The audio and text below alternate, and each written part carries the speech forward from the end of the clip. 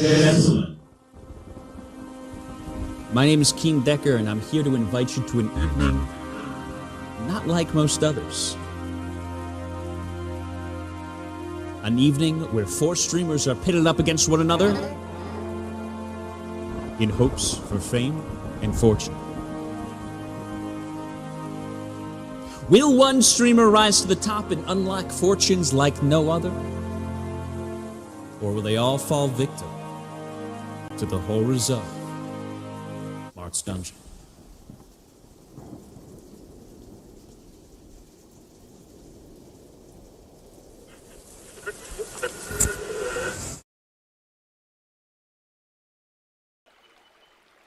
Hello, ladies and gentlemen. What it be? What it do? Welcome back to Marth's Dungeon.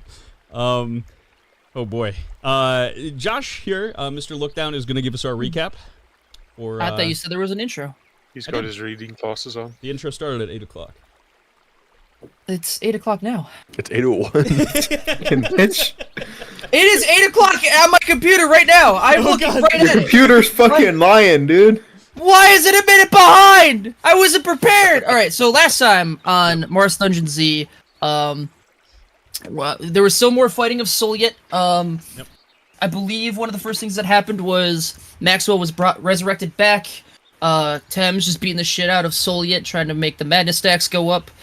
I got to answer some trivia and be really upset with myself and angry the entire night because I couldn't remember that Wiccan was a fucking thing. But anyway, we got to meet Luther, who was a man in the woods who found a kid with his foot caught in a bear trap. About to be eaten by a forest monster. Yeah, like the little thing that came out of the ground. Before that, I forgot, I got to see Child Alice, and we got to fight the Disney version of Tim Tam. That happened last episode, right? I'm not crazy. Yeah, good old Timothy Tamarack. Timothy Tamarack. And beat the shit out of him. Pivot, of course, getting the final blow, as he should. The final, the first. First, foremost, and final. Yeah, first and final. Final, yeah. Kind of fucked the shit. And we got to learn about Solyet, about how she was a soul stitcher. If I'm remembering the term correctly, she was living in a little town where people would come and they would be, you know, take her on as a therapist, and her charge was, I'll make you forget memories if you like, and I just take a little piece of your soul to keep myself looking young. And we find out that Renthal found her, realized that she was a monster, and called her out for it. They fell in love because Renthal wants her to kill him because she's like the best monster, the strongest monster. Then when they were found out that she was with him, the townspeople and all of her clients came and they destroyed their farm and all their captured monsters. So he set off to fucking hunt them all down and kill them and then bring them back so she could suck all their souls to keep her youth. You know, a tale as old as time. Just, True love. The beast I and the love beast. Josh's recaps. These are great. And, you know, we also found some new letters in the little maze thing that we got going on. Yeah, it was, you know, it's great. Whew. And it led to this Now very moment. We also got to see a magic trick. We got to see a magic trick of a man being able to bring somebody back to life. Yep, true. And it totally worked out. 100% of the... He's not bleeding out over the carpet. I'm not forgetting anything. Yeah. Bleeding out under the table that does not have a tablecloth covering. yeah, true, actually. You're awaiting the comedic performances of the Demonetizer. Who shall be judged?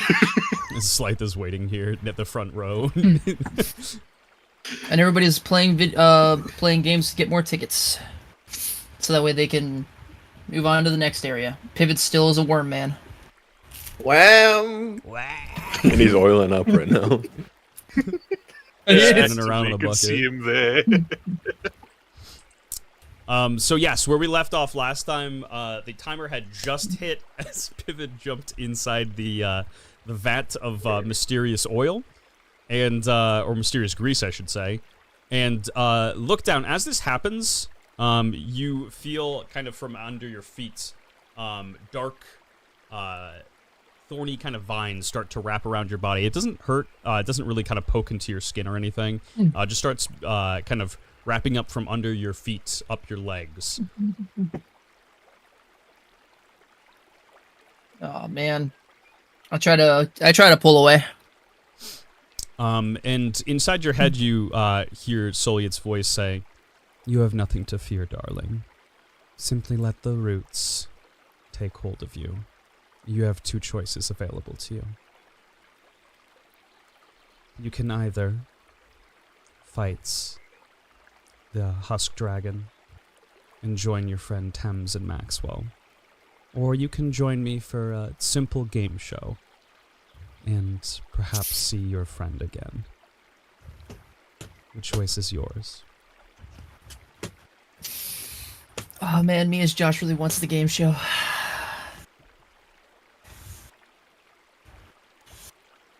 We don't even know what the game show does, do we?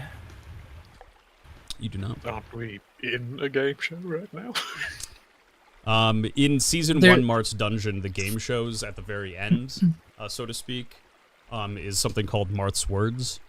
It is like a little mini game show that you go through, in which it's essentially Family Feud. Yeah. Oh. Oh man. What do y'all say? Do what your heart tells you. I don't want to leave you there fighting the Hush Dragon any longer than you already are by yourself. Hey, just know, if Max dies, Kane only loses his relationship with Heirloom. You know, it's not that bad. Oh man, I'm abstaining from this choice. son of a bitch! I just don't I want to. know what I want you to pick, but you know, do you? Which one do you want to pick? Which I need some. The dragon. Both- Max is I gonna know. die if you don't. No. I It'll know. be fine. I let the roots take me, and I fight the Hush Dragon. All right. So that's your decision, and so be it. I can't say that I blame you. And you disappear into the roots. And I'm let even me more upset. hide the player screen here quick. Head all the way down to the combat. And I will say, as all of this is going on, in the courtyard itself, Forfoden has built a blockade on each one of these roadsides to only allow one enemy to enter at one time. So it is a very, very slow-fought battle in the courtyard here, with a lot of the lesser and smaller enemies coming through first and being taken care of with relative ease. However, they are beginning to most certainly tire out. And as this fight has been kind of continuously happening, off over by the gates, you see none other than Mr. Gems. He sees off in the distance that they are kind of struggling to keep their own, and he kind of just like looks around to see if anybody else is willing to join in, as there is nothing but nature here. Squirrels just kind of jumping about through the trees, and birds floating through the air. And he goes, "Oh, no, damn it." And he pushes through the gates. He says, "Agatha, I'm coming to help you." And he kind of just, he stealths up against the wall here. Let me roll a stealth check for him. The one thing that he's actually good at. No! He rolls a nat 1. He rolls a nat 1. This Alexandrite husk turns around and looks at him pretty much right as he enters into the gate, and he goes, "Oh shit." He runs out and secures the gate, and this husk begins slapping up against the gate. All right. Start slapping up one. against the... You're doing it, buddy. Yeah. Mr. Lookdown, where would you like to be dropped off? These are still active. Which are what are still active? I Those didn't are see the- firewalls that are still active on the field. Oh, gotcha. Oh boy.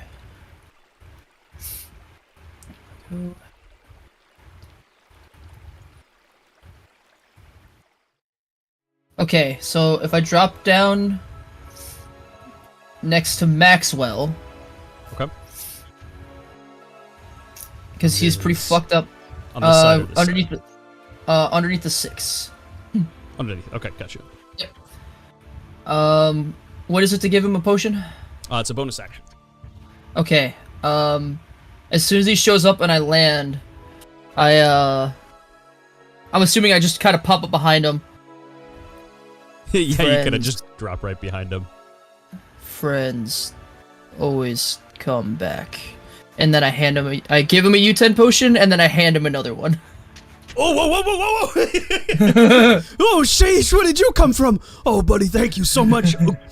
And he just kind of like looks at the potions, and you know he quickly goes to like ready one in his mouth. He's like, I would have been okay, but this is really pretty swell that you gave me one of these. 2 of these. Holy shit! I must be pretty important. So, for me giving him one. That's not where I wanted to roll those.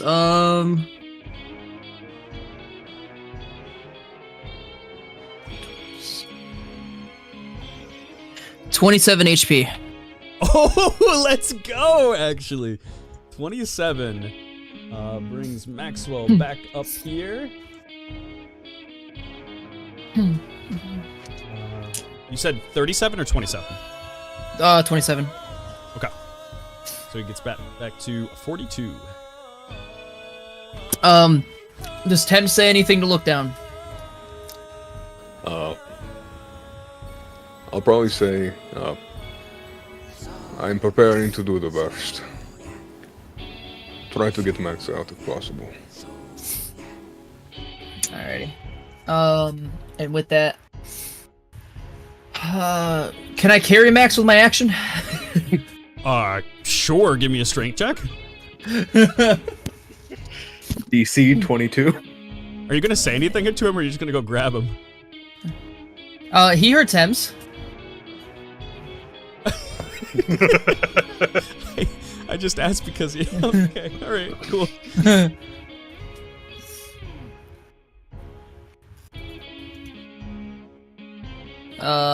How's a 12 look? Do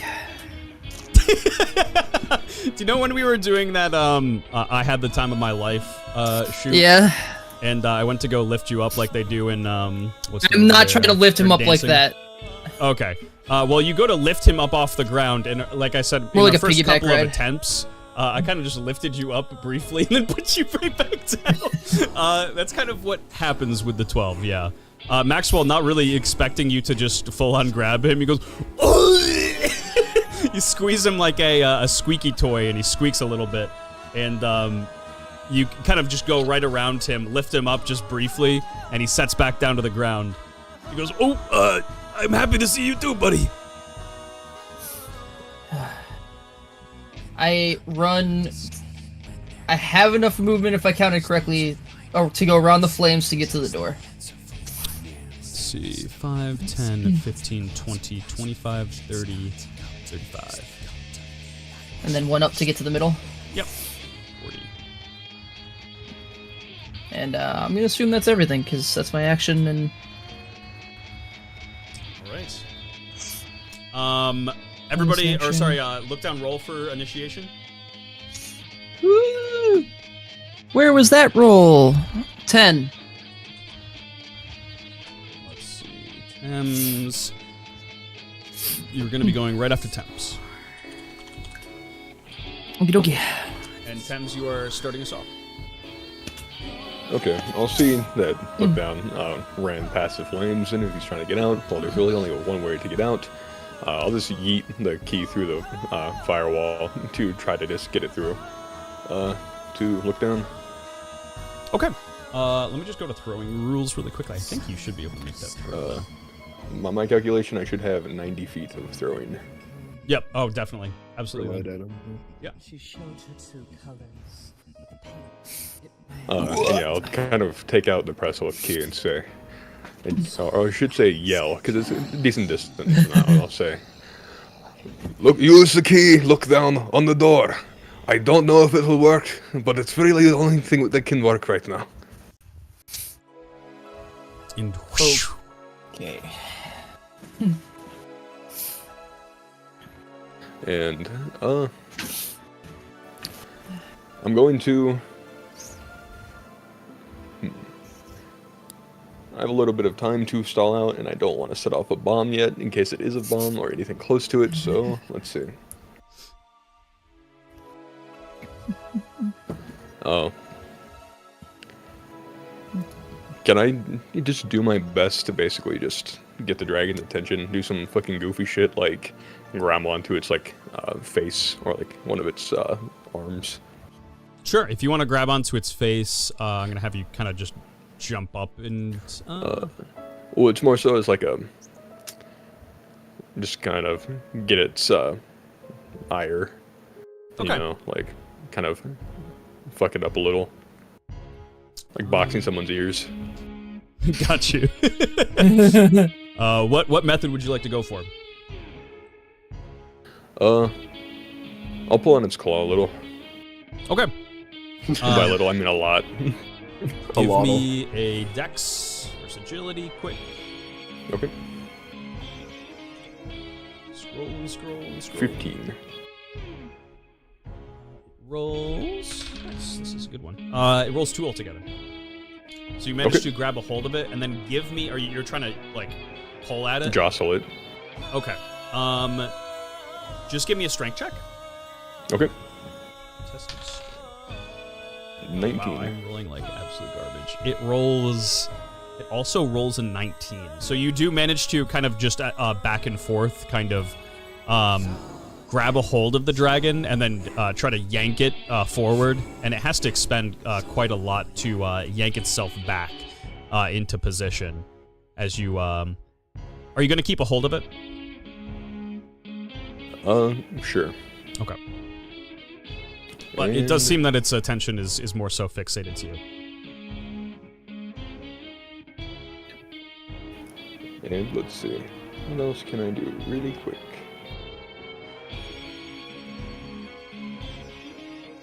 I'm going to dig my bill hook into its hand, so I also have another thing to hold on to. There you go. Oh, okay. Here we go.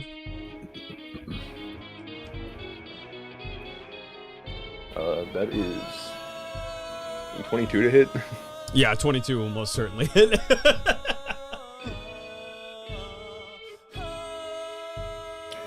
Is it armored? Yes, this thing is indeed armored. Gotcha.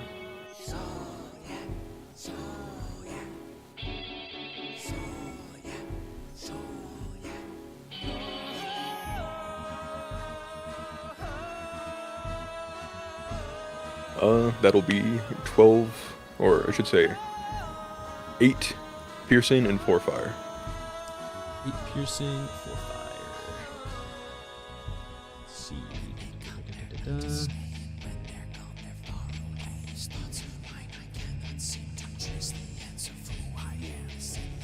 Okay. And right as I like kind of jab the bill hook into its leg and hold on, before I do that, I'll kind of like rub my finger over the ring of resting favor, kind of just as like a, you know, foreshadowing. All right, let's go. And is that your turn there? Yep.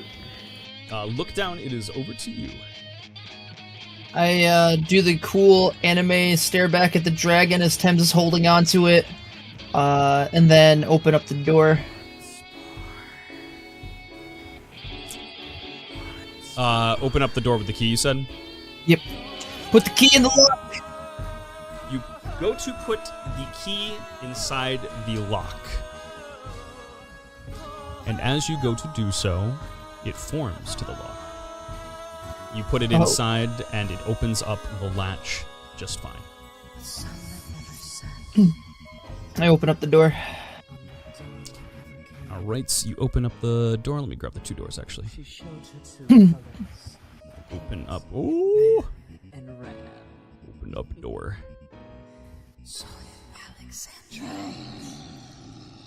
And yeah, the doors with like a bit of an effort, you kind of give them Dark that, Souls double push. Yeah, the Dark Souls double push. The doors open up just fine. You see to the other side, the roof entry to the sending tower.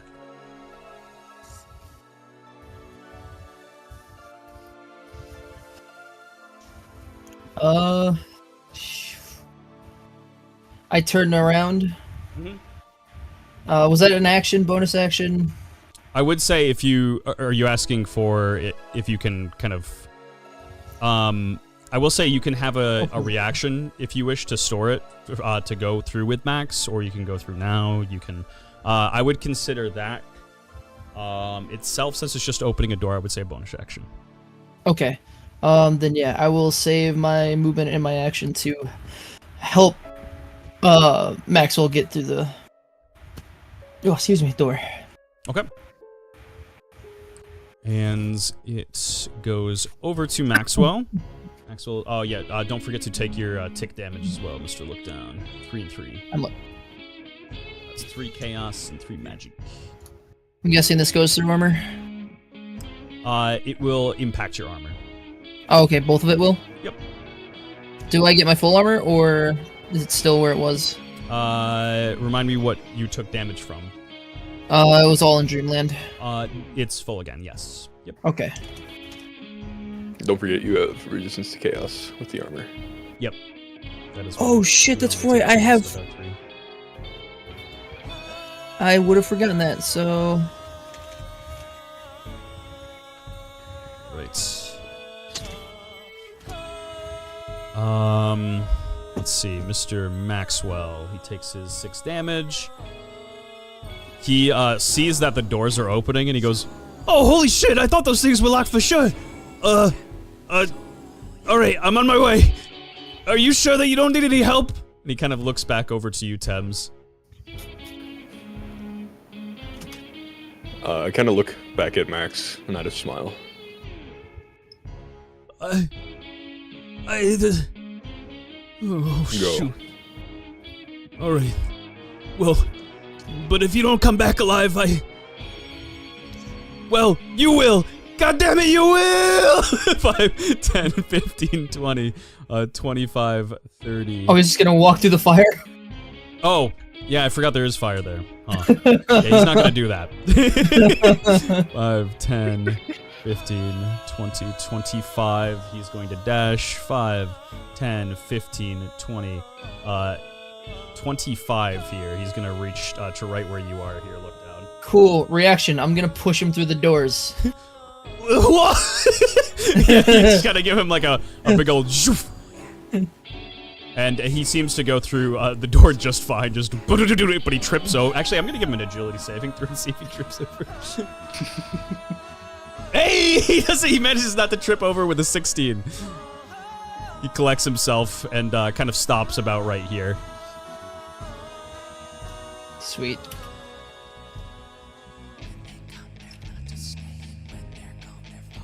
And that is where I will end Maxwell's turn. He's through here. Does the night and fog stop at the gate, or does it also lead through to the top of the tower? Yeah, so the actual night and fog itself ends at the door here. This is just blood fog, which Maxwell is not going to be affected by. And that is where I will end Max's turn. Did you want to stay for now, Look Down? Oh, I can't move through the door? You have your movement. Then I will use my... Alright, then I will use my movement to just get on the other side of the door. Okay. Whereabouts would you like to go? Just on the other side of the bottom door. Okay. Just so that way, you know, when it implodes, if it's gonna, you know. Look down. This Oh, key no. that you have used is the Presslith key. This is a key that you secured from the Archbishop inside of his labs. And what this key does is, yes, it is indeed a skeleton key. However, Presslith is the god of illusions. As you step through this door, I am going to actually let me do some quick counting really quickly. Let's see.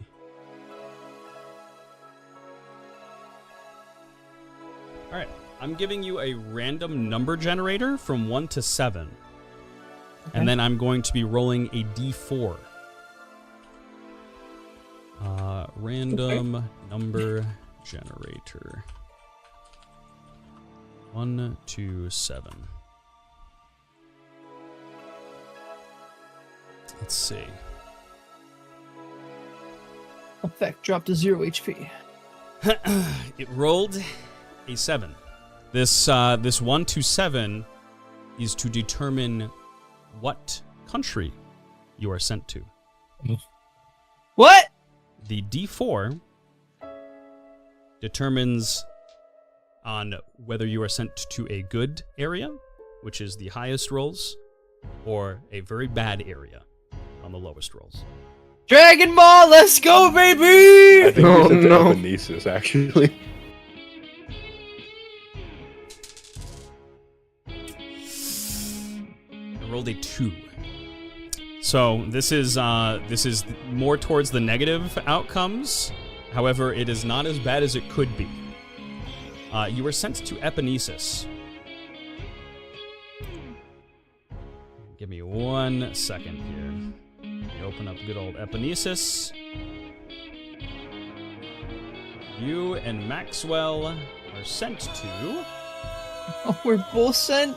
Fuck. Because you went through the door. Or, yeah. At the same time. At least Mac's not alone out there. Ooh, that's... Okay, it's good that you didn't roll a 1. At the very least. Bro, if you guys got put on the battle bus to Dragon Ball, I would have felt so bad. Well, if he keeps the key, he could just get out of Dragon Ball, couldn't he? Was the key one used, or? The key has been used. Yes. No, You have one been used. sent to the Looking Glass. I'm going to teleport you and Maxwell out for now. All right. Well, What? I came to help, and immediately I disappear from the fucking battlefield. You did help, though. Max isn't gonna die, right? Yeah, but Maxwell is indeed safe. Lookdown is about as far away as you possibly could be. But they are both safe. The dragon at the beginning of its turn is going to take its 3 damage. These flames disappear. Yeah, it is going to pat itself out.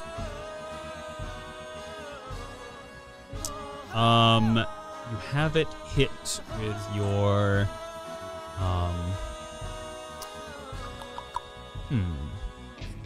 So that's for one of the claws. Are you applying pressure to it? Once I see that they're safe, no. Okay, you kind of let go. Okay, that's good. Are you taking the weapon out yourself? Or are you leaving it in? I'm leaving it in for now. Okay. Just, like, not have a hand on it. The Husk Dragon. We're on Tier 4 Madness. It is going to... And remind me, is your taunt up by now? I'm trying to remember. It's not taunted. Okay. It is going to use...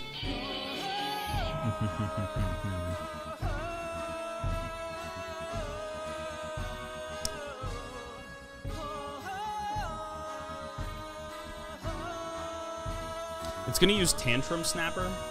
Dragon Husk slams its fists into 4 different areas, or 4 different 10-foot squares. This gets upgraded to 8 because of its madness, its current madness. So let me roll for all these. Showed the 2 colors. Paint, man, and red.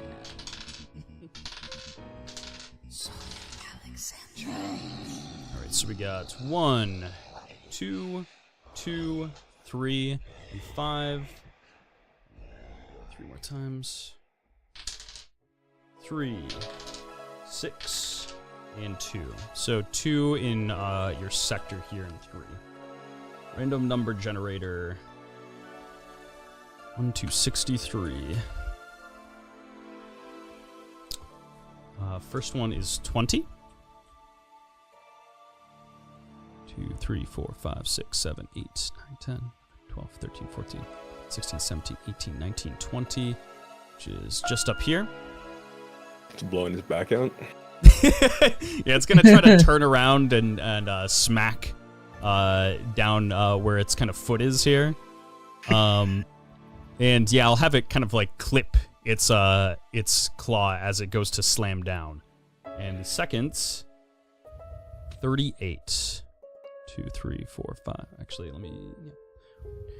4, 5, 6, 7, 8, 9, 10, 11, 12, 13, 14, 15, 16, 17, 18, 19, 20, 21, 22, 23, 24, 25, 26, 27, 29, 30, 31, 32, 33, 34, 35, 36, 37, 38.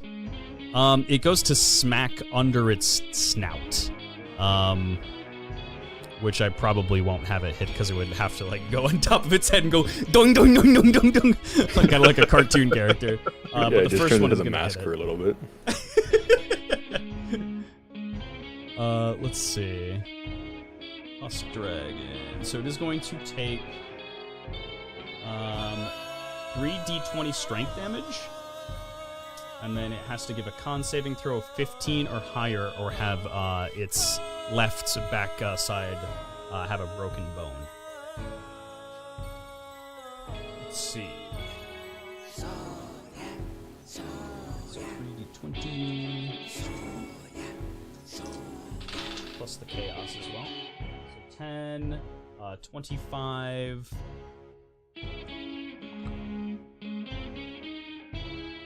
25. That is 40 damage it's going to take altogether. And then has to roll a con save. 15 or higher. Has a pretty damn good constitution. Oh wow, it barely actually passes still though. It rolls a 16. So it's not going to break anything. That it's its first attack. Let me take damage for yeet.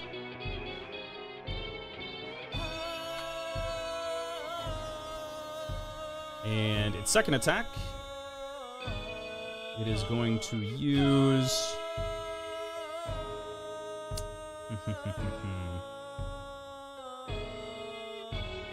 I'm going to have it use 20-ton Peacekeeper. Okay, I'll be tanking that one. I can't run away from it. Okay. It brings it back and forth as well, so this is twice through. 5d10 plus 30 for each of these.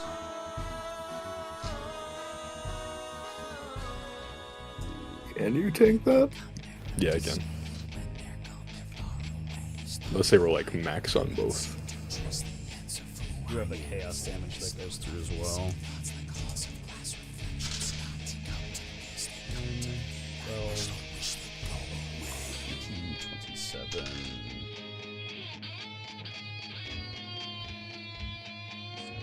33. 63 strength damage. Okay.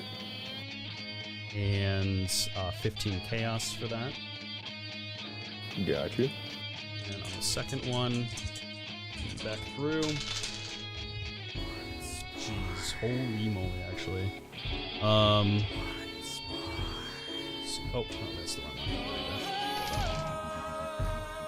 That's better. 11, 20, 26, 31, 61 strength damage, and another 15 chaos. Knocked Let's see. prone. 39 HP in a dream, baby. As you get knocked prone, it is lastly going to... Actually, let me take the damage for Solia quick.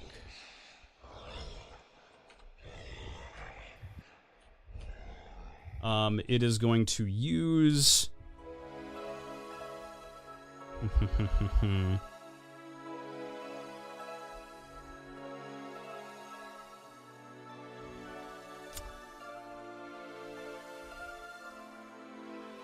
He is going to use Starfall. So this is going to be 10 stars that are falling on the arena. Let me roll for those. Okay. 1, 4, 1, 6. 6. And we get 5 more here.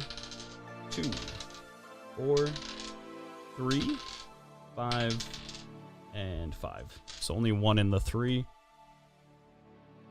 And roll. What was the one previously? It was 38, right? Let's see. So if it was 38, it goes 37, 36. Right here. So it ends up missing you. Let me take the damage one more time for Solyets. All right. And that is the first round of turns. It goes back over to you. Actually, wait. Yeah, it goes back over to you. Yep. Okay. What I'll do is I will stand up. Okay. I will activate the Ring of Resting Favor. And I'm going to bonus action gotta roll taunt. Okay. Kind of with this taunt, I'll say, if I'm going to die, it's you with me. All right, let's go and roll for the taunt here. I'm gonna roll its intent. Rolls a 14 for intent. Oh my god, that's fucking cinematic as shit. That's a 15. Oh, damn! And wait, read what the Ring of Resting Favor does for the chat as well, if you don't mind. I got you. It came up, I'm pretty sure, today, like in-game. So, once per 7 days, the Ring of Resting Favor can be used to grant someone the benefits of a long rest without having to take a long rest.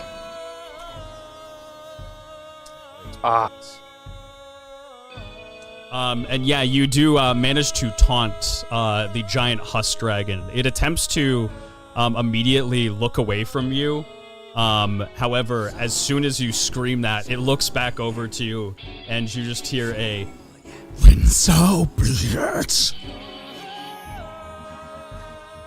And that is going to put it up to its Madness 5. And it is going to drop its jaw. Huh. Wait. Shocked expression. It kind of lowers its head down to the ground and drops its jaw. Okay, what I will do is I will use 2 of my Viscous Burns on it. Okay. Going back to the classics. Exactly. So it'll need to make 2 agility saving throws. Agility saves. The first one is 15. Second one is a 3. Okay, it's a DC. Yeah, it's a DC 12, so it succeeds the first, fails the second. It is set on fire and takes 8 fire damage and 3 on the start of its turn. Fire damage. Let's see. Okay. Can I roll like a nature check to see what it's doing? Yes, Or- please do. Okay. Hey. She showed us I'm gonna use my dice for Haunted Man for that one. Okay. man and the red.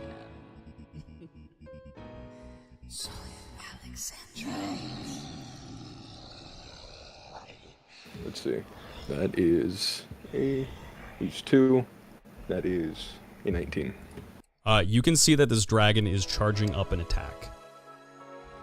As far as the attack goes, you can tell that there is a disgusting, foul force behind it. As if it wishes to eviscerate something entirely.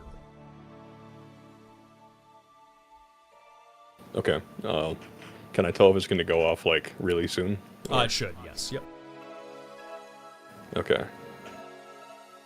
Well, It's using solar beam.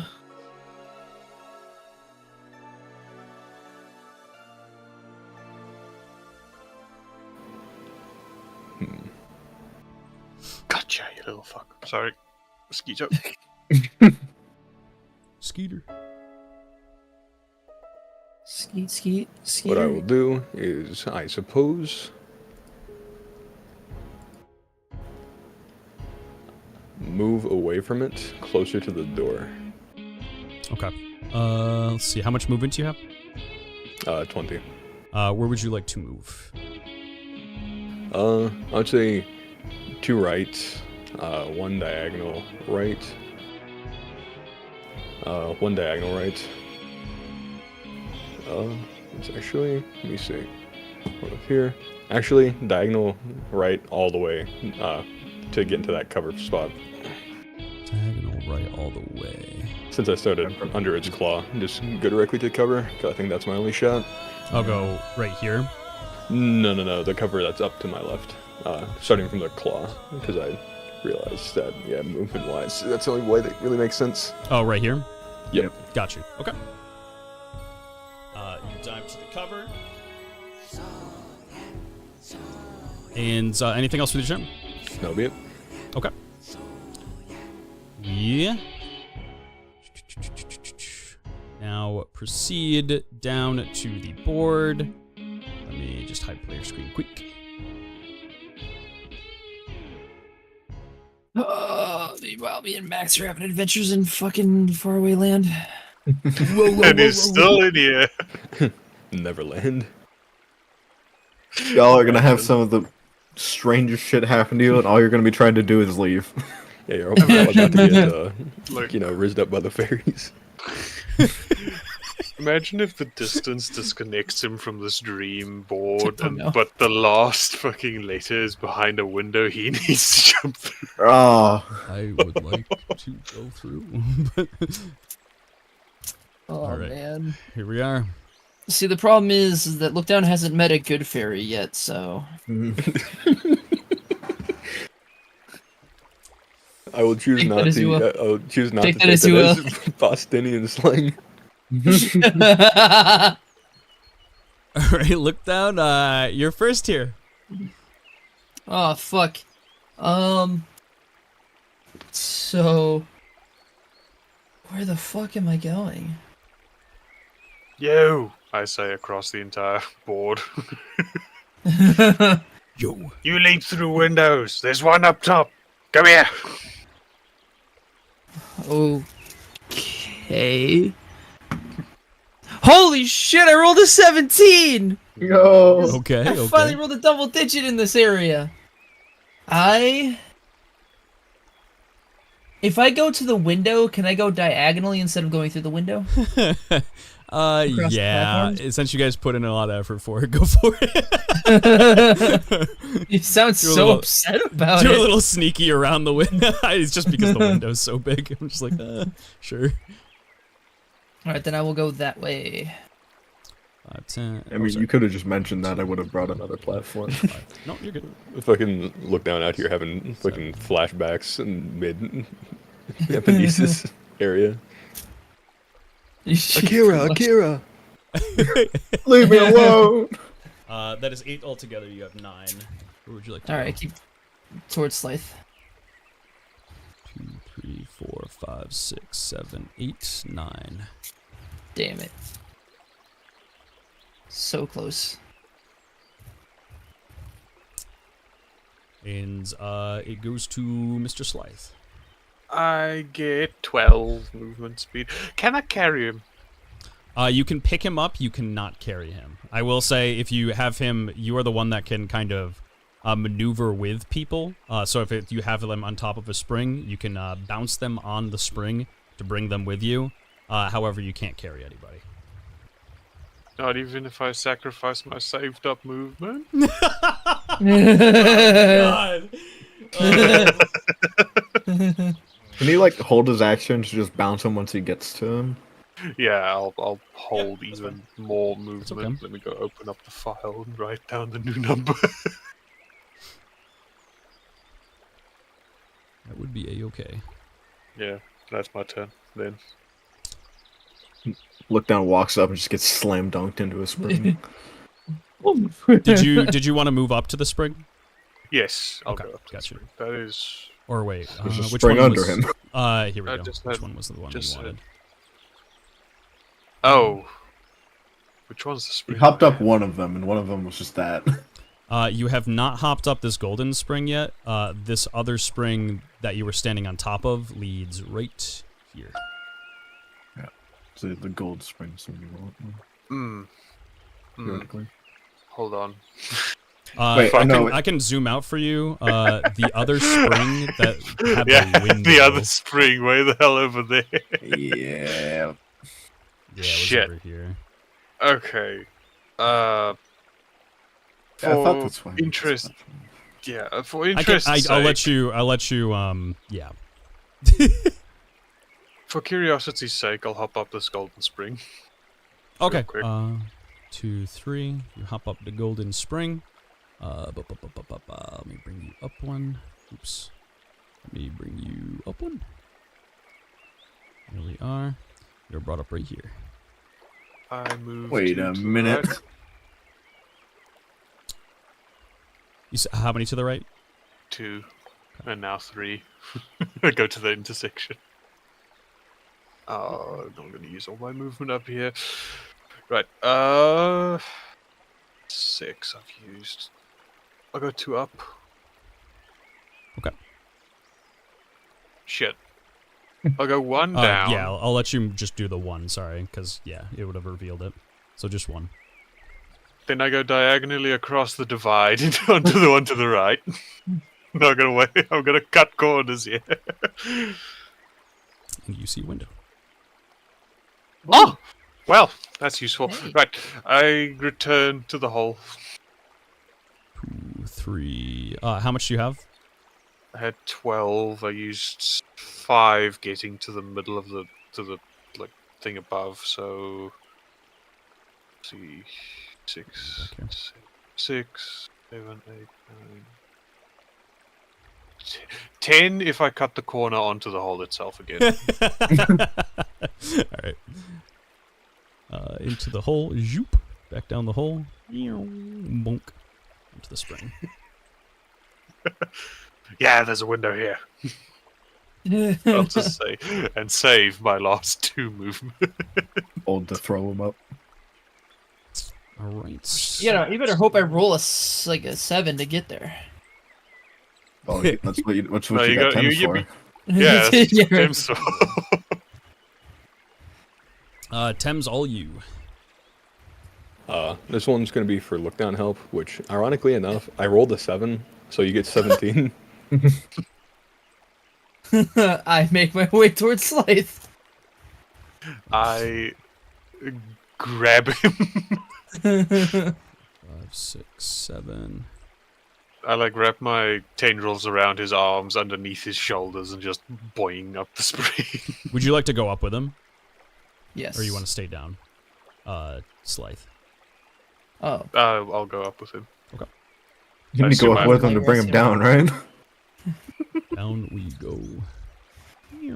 Bonk. There, get it. I say, pointing towards the thing with one random tendril. I start watching my way to the blue window.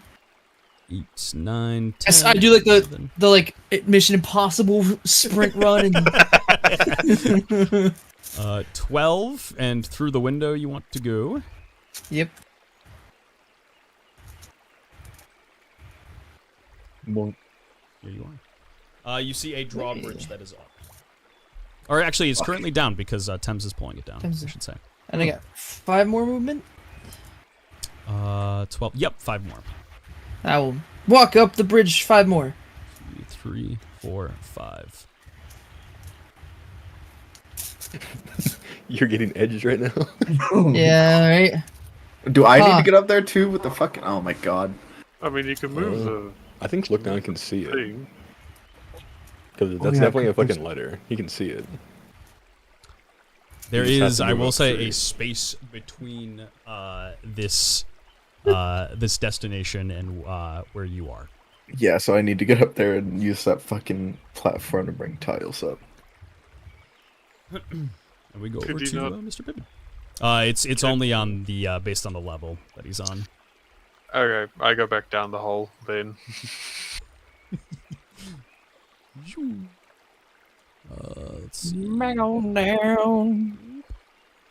Oh no, but Goblin! fucking walk to Poland, holy shit. Goblin! What? You must move a platform above. I can't do that right now. That's a you problem. I recommend solving it. I'll make my way over. Goes over to you, Pivot. Awesome. I'll be right back. Ooh, 16. Alright. Oh, not bad. So I'm gonna walk down. You said 3 down. Yep, to get to that. 2, 3. Bring the 2 platforms behind me, diagonal to my left. Yep. Then I'll bring the 2 platforms down by the yellow window. I'm assuming in here. Yeah. And Let's diagonally keep the again. diagonal going. Right. This one there. And then the 2 by the purple window. 2 by the purple window. Okay. Yeah, and then that's just connecting the gap between the 2 green tiles there. Right here. Yep. Okay. And let me erase fog. Heat. Autosave, please. No. There we go. Alright. I have 7 points left. And I'm just gonna head down my path. 2, 3, 4, 5, 6, 7. All right. You're so close, it's far. Get so far away, goblin. So far away. All right, the screen and Just in time. dun dun dun dun dun. Go. 1 second.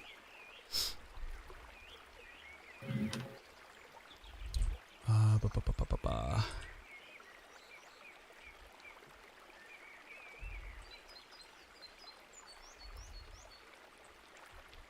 Go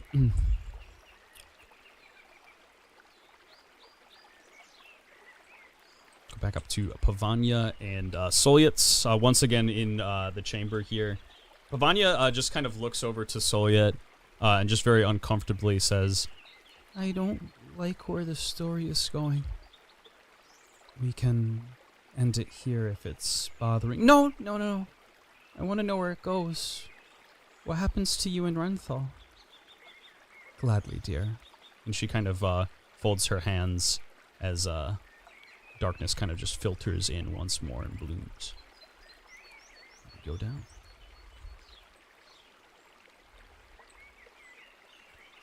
Dun, dun, dun.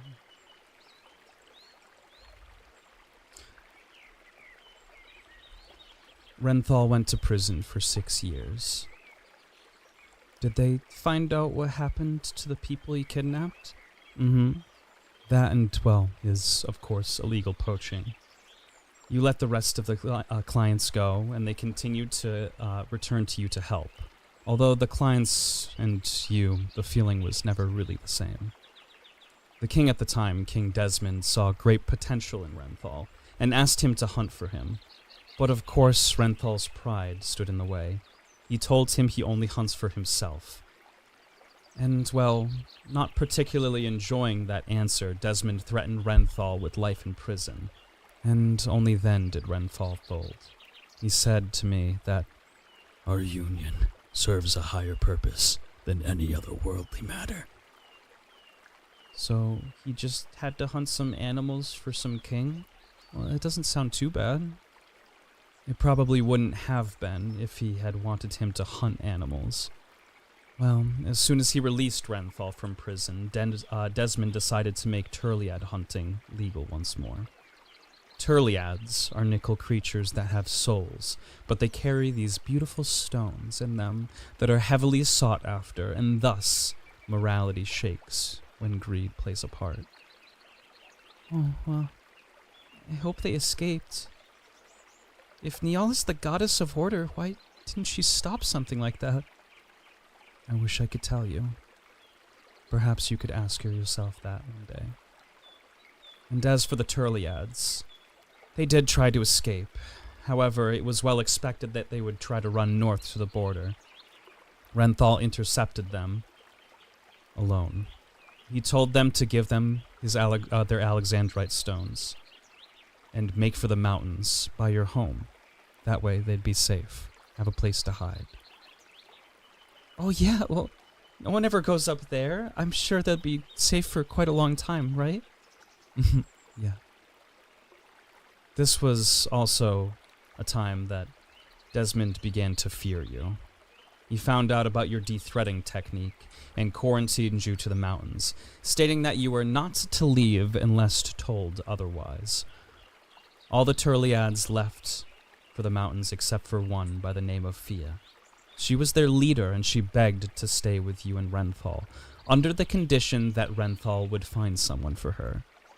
Her life, because of Mechalite's watchful eye, became more and more insufferable, living in a shack, eating slop, training with animals. However, despite your reasoning, she tried to stay. And then it kind of pans to autosave. It pans to Fia, Solietz, as well as Renthal all sitting down for dinner. Not long ago, this was the exact life of my people, sleeping in shanties in a reservation. Only once we left that life did we begin to get hunted. Yes, dear, but King Desmond has temporarily sectioned off the land as private territory. This isn't Mechalite anymore, and you have a chance to escape. You're wrong. A fancy piece of paper with a signature might say this is a private reservation, but the boots marching from miles off, who will call this home theirs tomorrow, will tell a different story. You are no more free than I am, Soliet. We had better get used to our new accommodations. Besides, your husband has yet to deliver on his promise, and his heart would break if I leave now. After all, I am the strongest animal he's ever faced. Why is she saying animal? That's just so terrible. She said that someone changed her perspective, but never really went into detail more than that. When she spoke of herself, she got a cold, distant stare, like a painting. But Fia was correct. The following day, 45 Mechalite soldiers alongside Niel transported caged criminals to your living room. And Niel kind of barges in with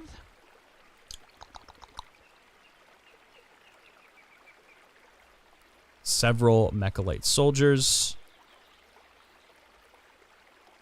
as well as several prisoners. Big prisoners.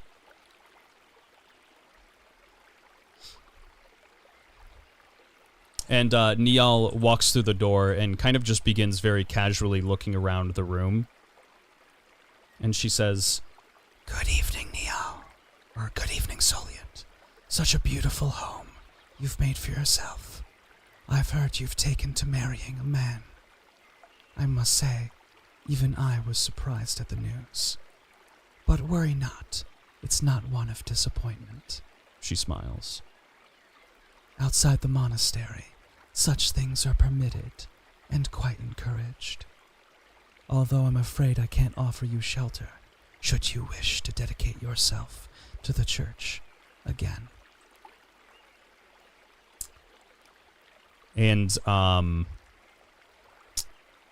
Pavanya, who's kind of just sitting over next to Solyet, just rushes over to Niall and just goes, "Ah!" And she tries to begin clawing at her, of course, to no avail. King Desmond, as I stated before, found out about your de-threading technique. He didn't understand it, so he used his misconception to force you to do terrible things, all with the ironclad signature and under the strict watch of Niall. And the first prisoner, who is kind of just 19-year-old, seems, like he just made a couple of mistakes in life, but is going to pay pretty much the ultimate penalty for it. He steps forward. It didn't have to be like this. I should have tried something different. What could you have even really have done? Anything would have been better than this. I should have run away. The world feared you, dear. And she steps forward. I could have changed, couldn't I? After all, I didn't want to do any of that.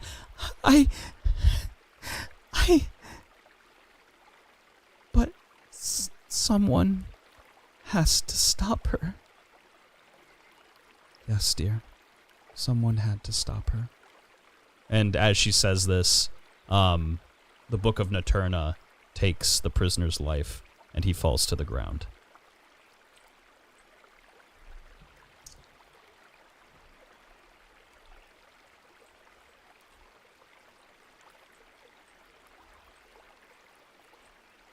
And make our way back over to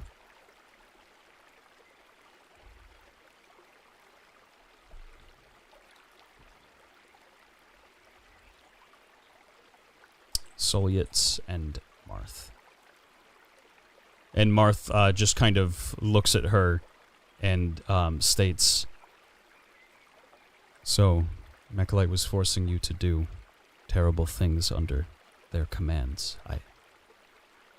Listen, I know it might be hard to hear, but you could have run away. You could have headed up to Petovia. We would have taken you in gladly." Now. You can't possibly mean that. Petovia would have never taken someone like me. And besides, running away from something you know you must do. Did you run away when Mechalite was clawing at the doors of Petovia? And Marth just kind of looks her and shakes his head. I thought not. So, what happened next? Marth kind of asks, interested. And she looks over to him and says, For someone who says he's not very interested, you ask a lot of questions. And for someone who says that they don't care, you seem to deflect a lot. He looks over to Solyet. And this kind of irks her a little bit. And she is going to... Let's see, this is turn 2 for this.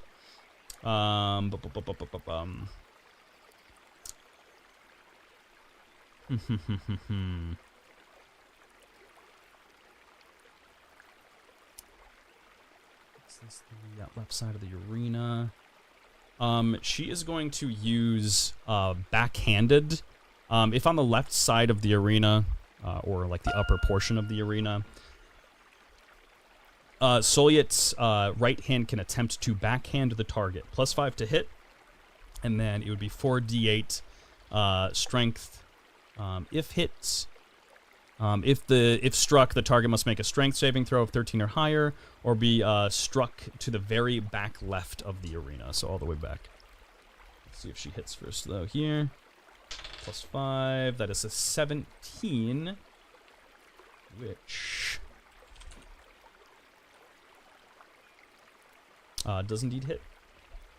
me roll for damage. 4d8.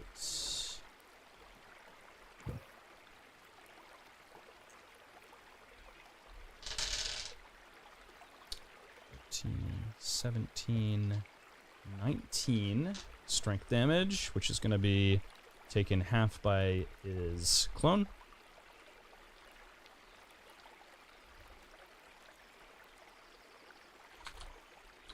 And the clone.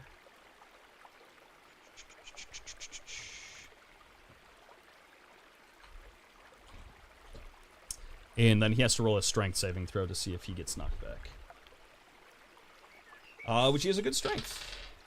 Yeah, he aces it. 26. So the hands here goes to slap him and bring him back. However, he grabs a hold of it after a second and manages not to get flung backwards. Marth for his turn. Or sorry, actually, I neglected to mention that as her turn comes to an end, Alice kind of just cranks her head over to Marth, and you just hear a soft whisper of sorry, and she is going to get over to her.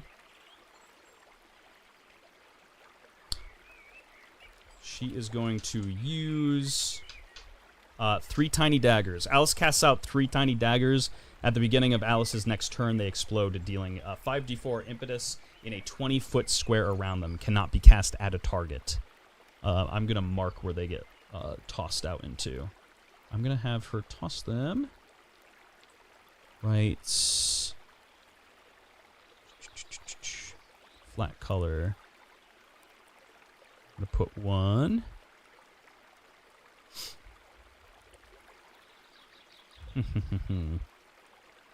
One here, and 1 here. And it goes over to Marth. Marth is going to use...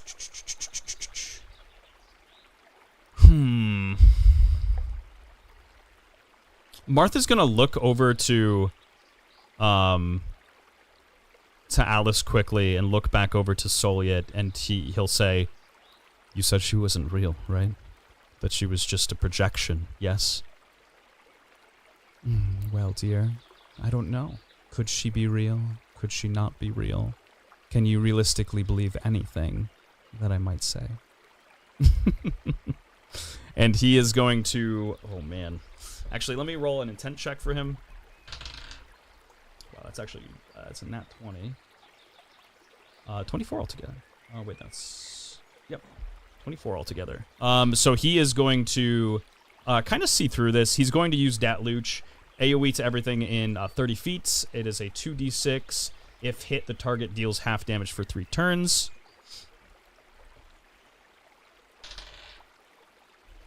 And it is going to hit. How much was this?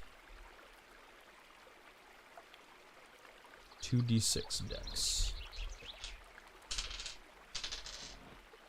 So that's 10 dex to both Alice and Soliet.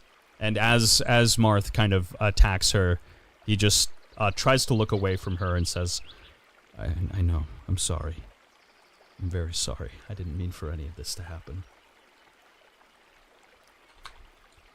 She's going to take 10. Soliet is going to take 10. All right. Go back to the party. How's everybody doing? Doing pretty good. Yeah. You know, chilling. Not there. I'm in a All's completely real different area. morbid now, and now we go back to that. Yeah, look down hunting for one of the good ones. To see if they exist. All right. Uh, So we left off with Mr. Pivot greasing himself up. yeah. And Bocephus kind of looks over to you. He's like, "Whoa, yeah, yeah, buddy. Whoa, row, row."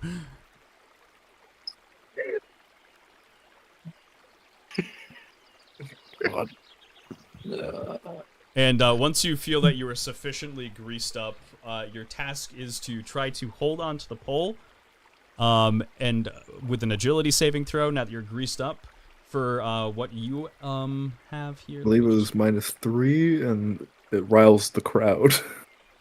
Riles the crowd with your dance, whatever you choose to dance here. So yeah, it is a -3 to your agility saving throw once you try to get up on the thing here. So roll me one of those. Yep. That's a 14 -3 is 11. So yeah, you kind of do manage to hold on to the pole here and swing around just a little bit before you come to the ground, relatively gracefully, surprisingly enough, with how greased up you are. And do you have any dance in particular that you wish to do? You motherfucker.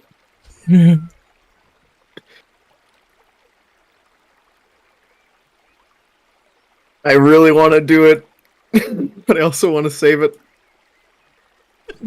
It's up to you. You can do whatever you like.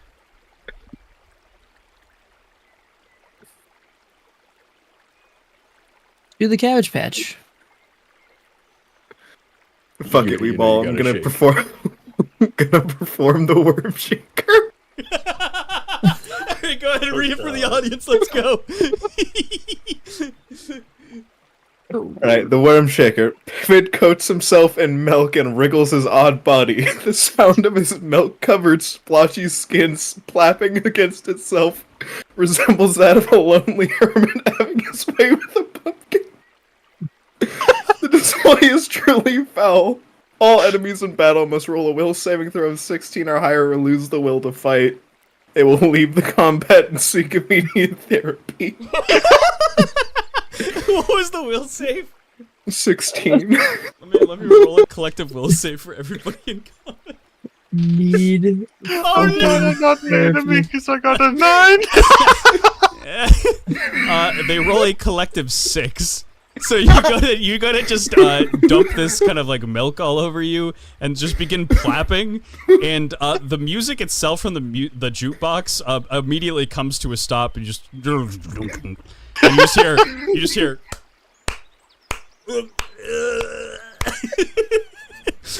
and you just see, first of all, the bread's head just kind of falls off to the ground.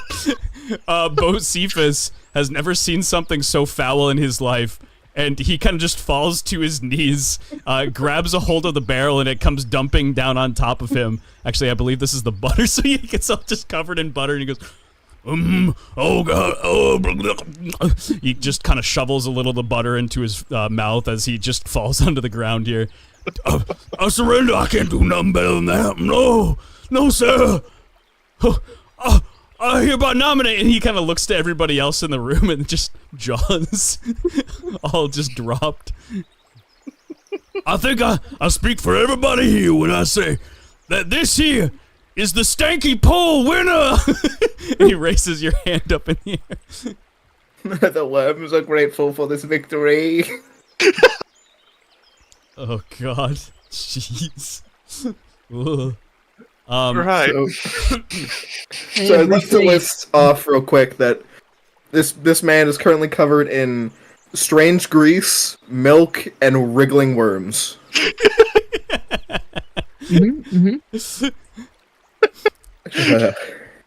Average New Yorker. Real. Haunted would know. Yeah, Haunted would definitely. The subway be hell sometime.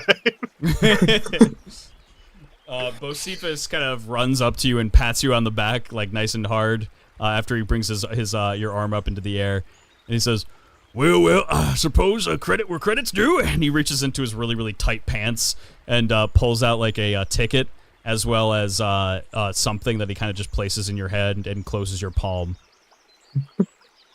Trust me, that one's for me. And And he just walks off. What did he give me? You open up your palm to what looks like a kind of mysterious gummy. And he gives you like a wink. Huh. Okay. Trust me, I use it all the time on trivia night. Wink. And he goes and he sits down and begins kind of like licking his arms with like the butter on it.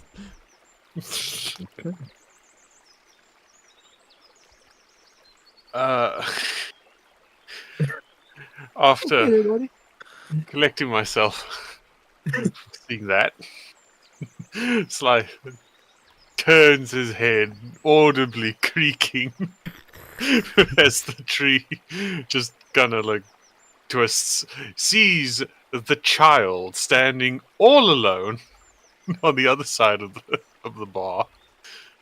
Doesn't see Look Down. Immediately and then I just say, "Child, don't stand alone." Oh wait, shit, I'm not doing the Habitian voice. Small child, come over here. And he kind of just like looks at you and like looks around the rest of the room here, sees the dead body and he goes, "Okay." He closes his eyes as best as he possibly can with his fingers over, just enough enough out of the way that he can kind of maneuver himself around the chairs, and he makes his way over to you. This is the safest place in this entire bar. The worms are very safe. And I look at the child and I say, "Your name. What is your name?" My name, I don't know. The last child was named Raisho. Are you Theron? I don't think so. I look him over, I look at his arms, no Habitian bits sticking out. Oh wait, hold on. I'm sorry. No, he seems to be a human boy. Yep. I lean in close and I say, "Your name doesn't start with V, does it?"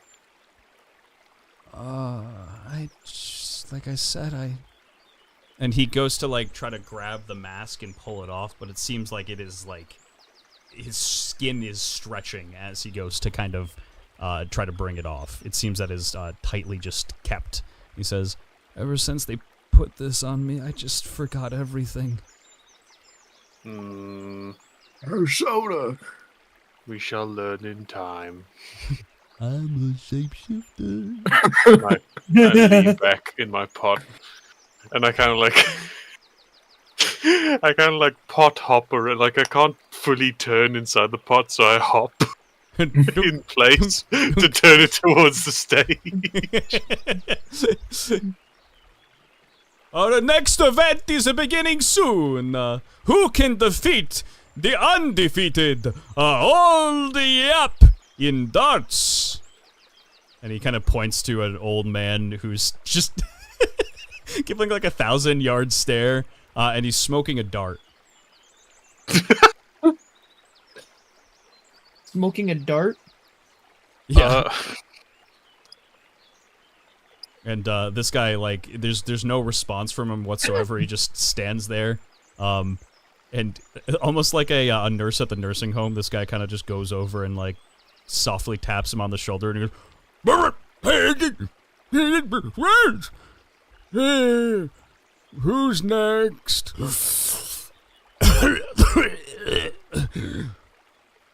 "Someone took my Marlboros."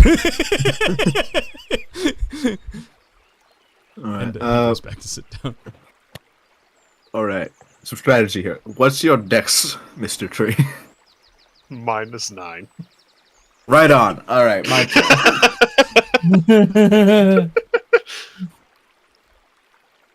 Yeah, I look. I got a over plan.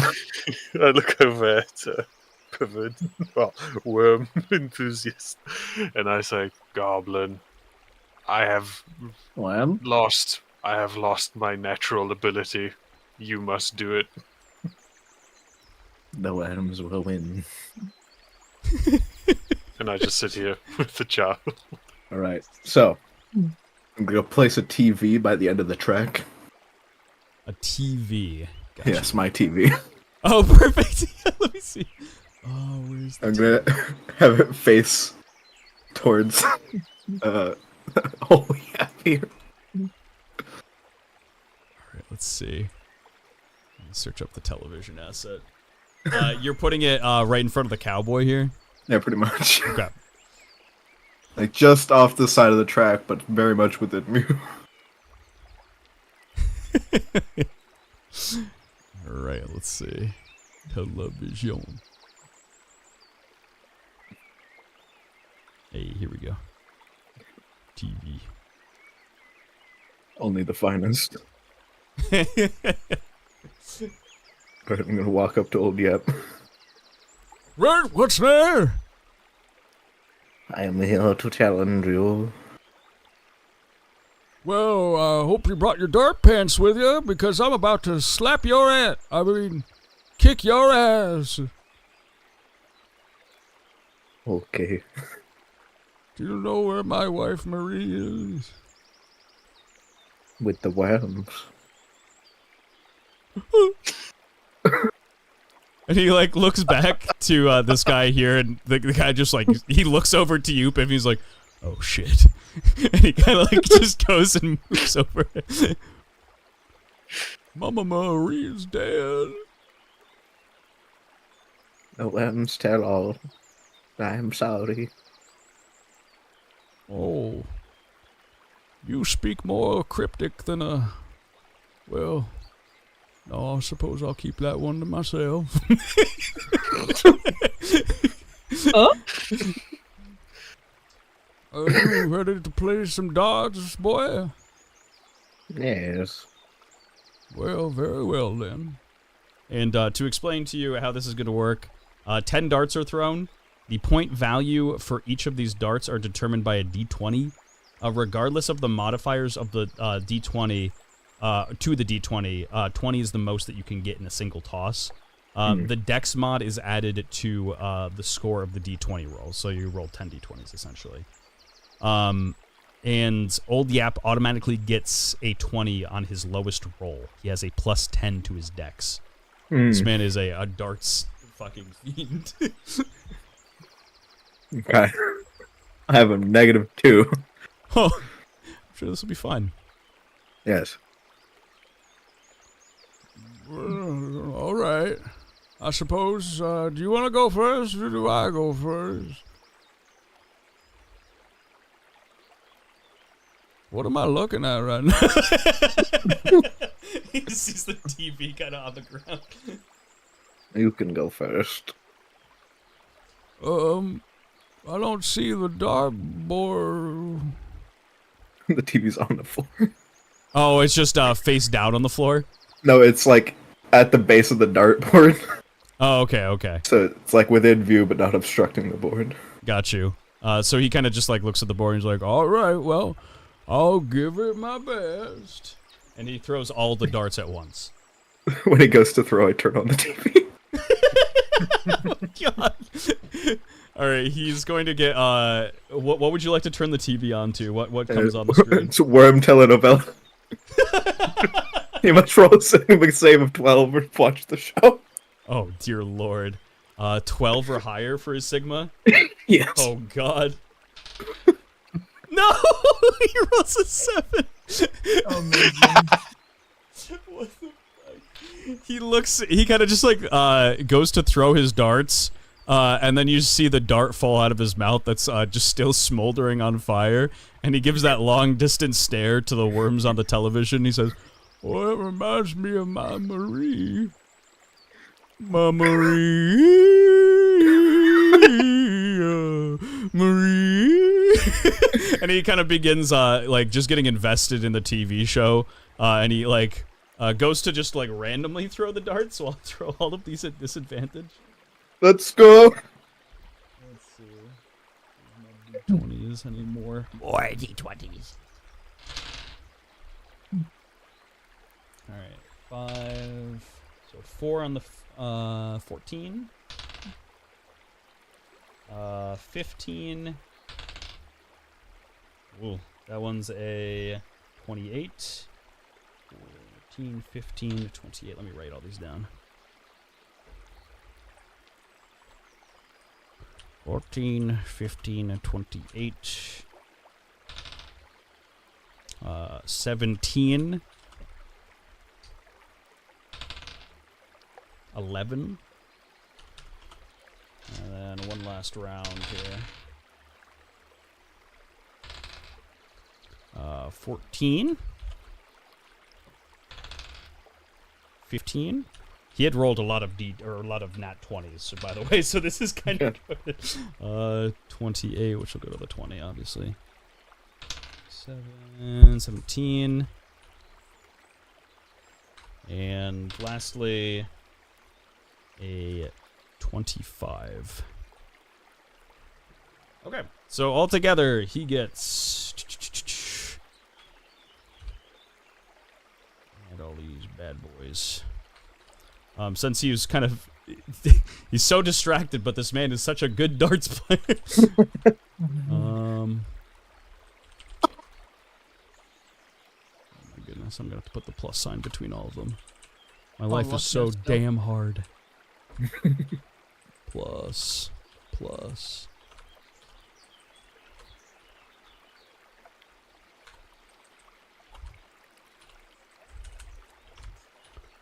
And yeah, he just kind of like sits down on the ground afterwards and just starts watching the Worm telenovela. He gets 163 altogether. 163. Damn.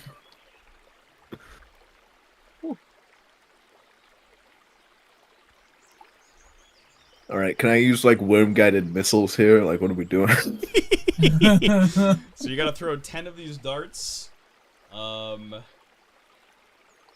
And yeah, so he kind of just like puts he kind of just like sits down on the ground and looks at the darts on the board quickly, and then looks at you and he says, "That's okay, son. Did you bring your own, or do you need to use mine?" Will worm suffice? You're one of them odd fellows they talk about on the telly sometimes. Sure, yeah, you can use your wormies. Let's go. Alright, if I use my worms, can I use my strength to throw them? Sure. Let's go! And yeah, he kind of just like looks at you before you do anything and just looks at your constant smile. And it's like, oh, I didn't realize I was playing. You're foreign, yeah. You wouldn't happen to be one of those British boys, would you? I'm worm. Wow. Oh, I see. Okay, very well. I've never heard of that province before. Very dirty. I wonder what P-Time has to say about this. P-Time now. Alright. So if I'm throwing them with strength, it's a plus 10. Alright, we can match. Equal ground. We can do this. Without disadvantage. So it's no more than 20, yeah? Yep, no more than 20. First roll is an 8, so 18. Next roll, that's a 9, so 19. One is a 3, so 13. And a 19, so 20.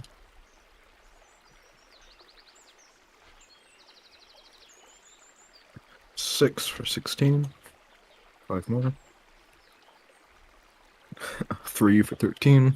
Okay, Pug. 2 for 12. A 1 for 11. God. You got A this. 9 for 19. It's gonna be close. 1 more. Yep. A 9 for another 19. 150. Yeah, now I gotta do all the pluses.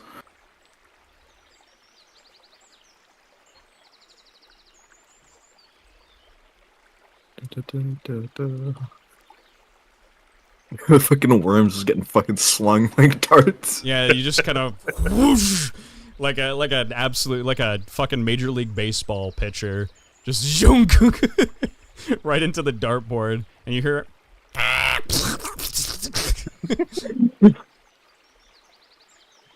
Oh, no way. How much did he get? 163.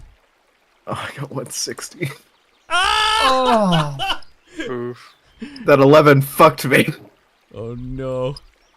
He kind of just like sits there, and he like looks to the ground. He's like, "Well, I don't know what just happened. Did I win? I think I won. What? No one beats old Yap." And he kind of like looks over to the dartboard and walks up to it and sees that there's just splotches everywhere, so he can't directly tell where any of the darts landed. And roll for me a persuasion check.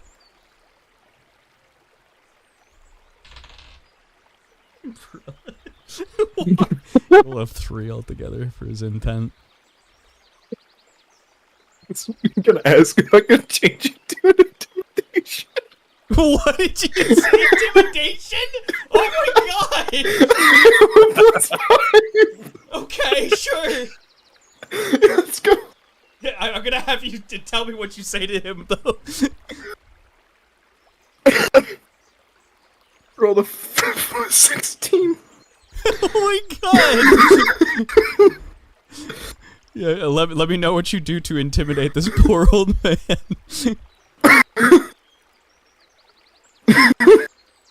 Oh my god.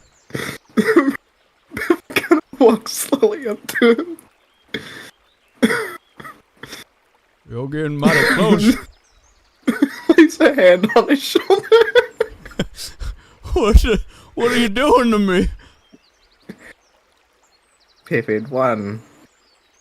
If you do not say so, you will never see Marie in the dirt with the worms. What do you mean? Pivot 1, yes. Where are you gonna put me? I'm gonna put you in Britain. In the water. Oh hell no! And he kind of just backs away. He said, "Okay, I'll give you the ticket. But make it look like I did pretty good, okay?"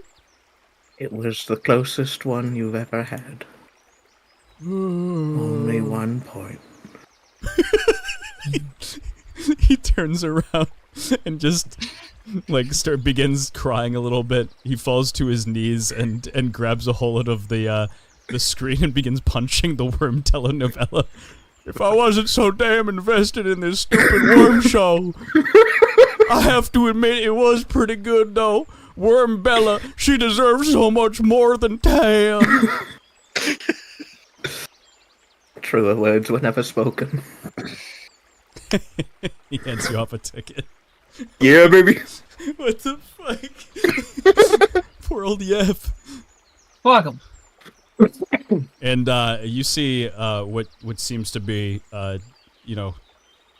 some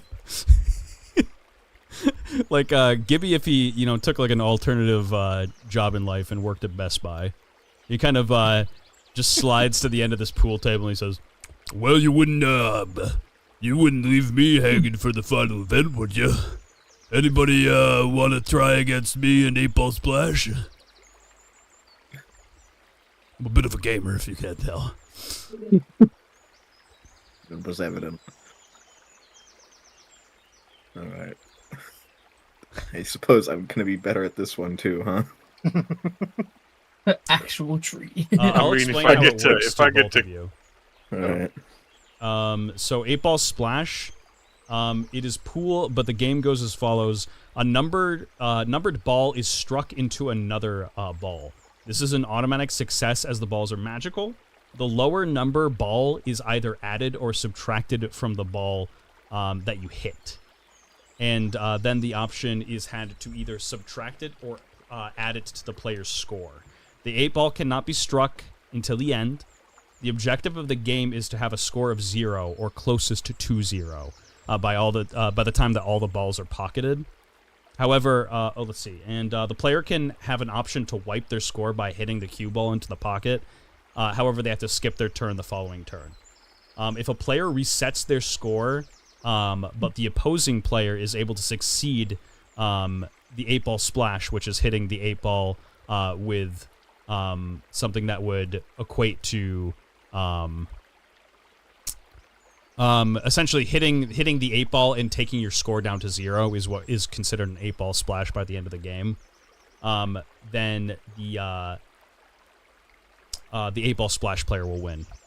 So if you like wiped your score with a cue ball at the end of the game instead of 8-ball splashing, the 8-ball splash person would win. Gotcha.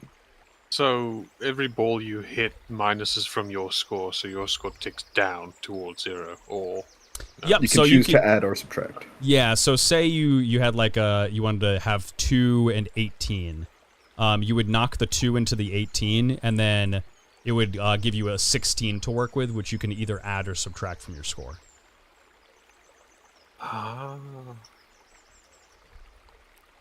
And you can go under 0, I imagine. Yep. You can go into the numbers. And first player 2-0 wins, or by the end of the game, if you have 0, or whatever's closest to 0, the player wins. This is an 8-ball splash. Got it.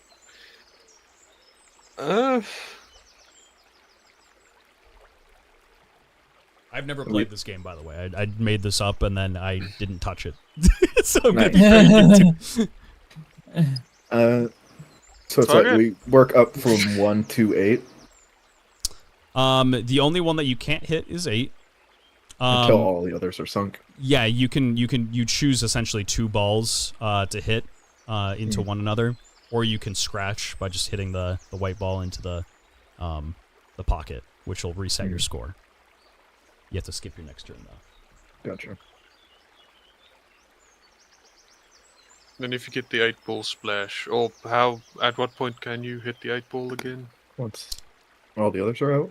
Yeah, the 8-ball is the final ball that you have to hit. So by the end of it, you should have 2 balls that are left, the 8-ball and then one other one. And say if it's like 8-ball and 10 that are left, right?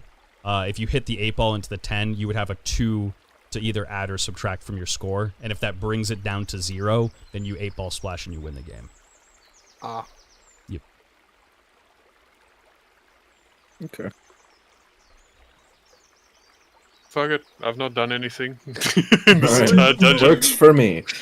Would you like to go first or second? I'll go second. Okay. Child, take me to that fat man. Not the greasy one. Yeah, okay, I gotcha. And he kind of just grabs you. I don't know what happened to your pot, though. Oh, no. Ripped you out of the pot. Now go fetch my pot. Yep, okay. Probably under the chair. Oh, God. Many chairs. He goes over to go try to find your pot. Is it under the chair? What what happened to the pot? At the door? The only thing he can find is the fucking... it's not. I think he just got taken out of it at some point, unfortunately. He's gonna put you in a bucket. That was the best I could do, sir. Good enough. Like I'm just using child labor. This entire dungeon. Just like the real British. Alright, so he's gonna start off by... Sorry, what's the starting scores? Starting scores are both 0. Yep. So he is going to knock the... He's going to knock the 1 into the 18, which will give him 17. I'll add his score up to 17.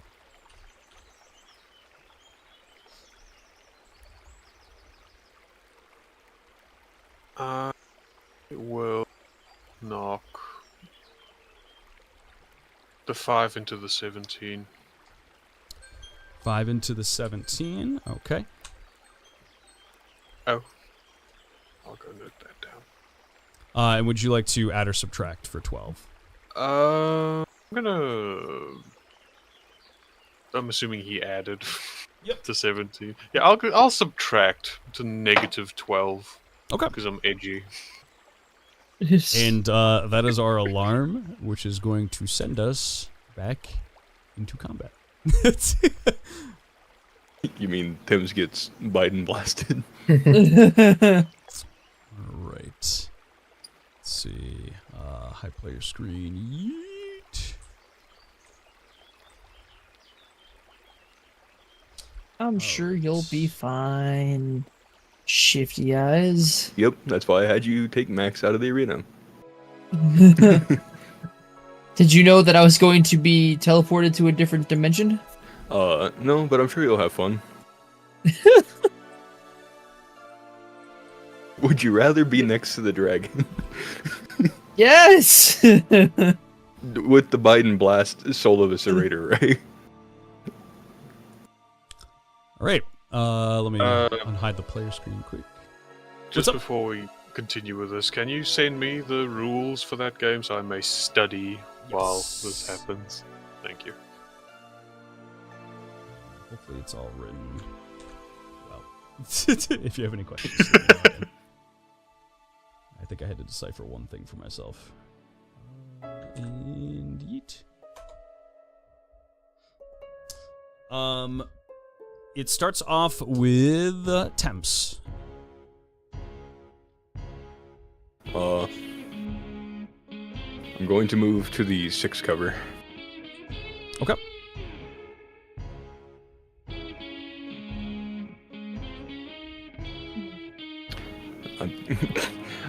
I really, really want to just run out that door, but I know for a fact that like it's probably not going to instantly one-tap Soliot, and I don't want to risk it gaining like ascension levels while I'm fucking having fun in Epinesis. McChillin' in Epinesis. Yeah, I'll chill there. Okay. Let me see if there's any items I can use.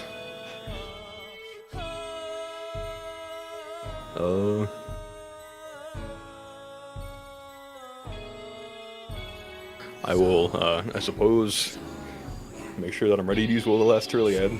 Maybe it'll help. Okay. Ready an action for Will of the Last Trilliad. Yep.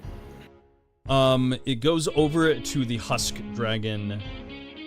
Husk Dragon is going to, with 5 stacks of madness, use Evisceration Protocol.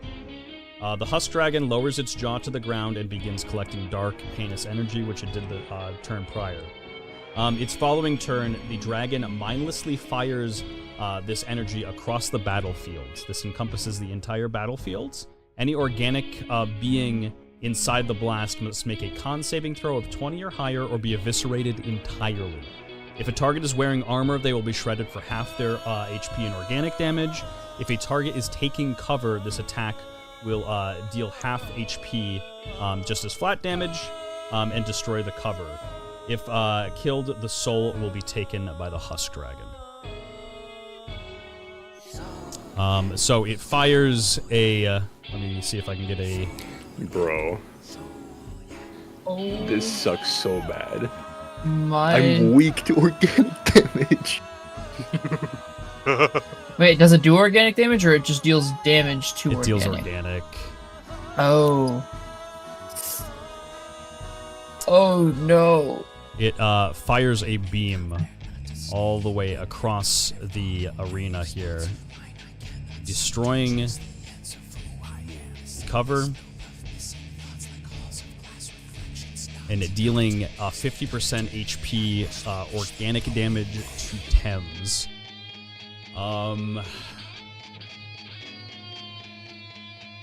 Is there anything?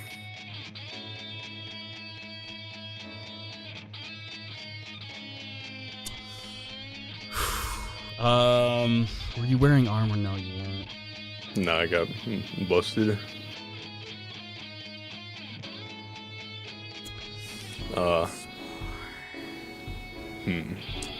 Thames, this is a yes or no situation.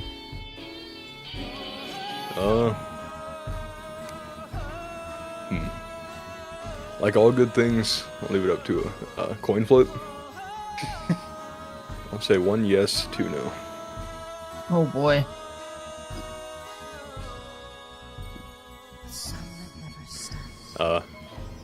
No.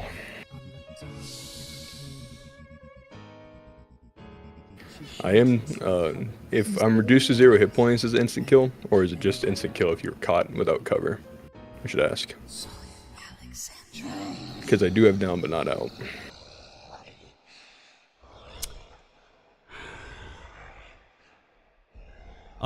Give me a con save of 20 or higher. Because it's any organic being in the blast must make a con saving throw of 20 or higher or be eviscerated entirely. Okay. I was behind the cover, though. Correct. Let's see.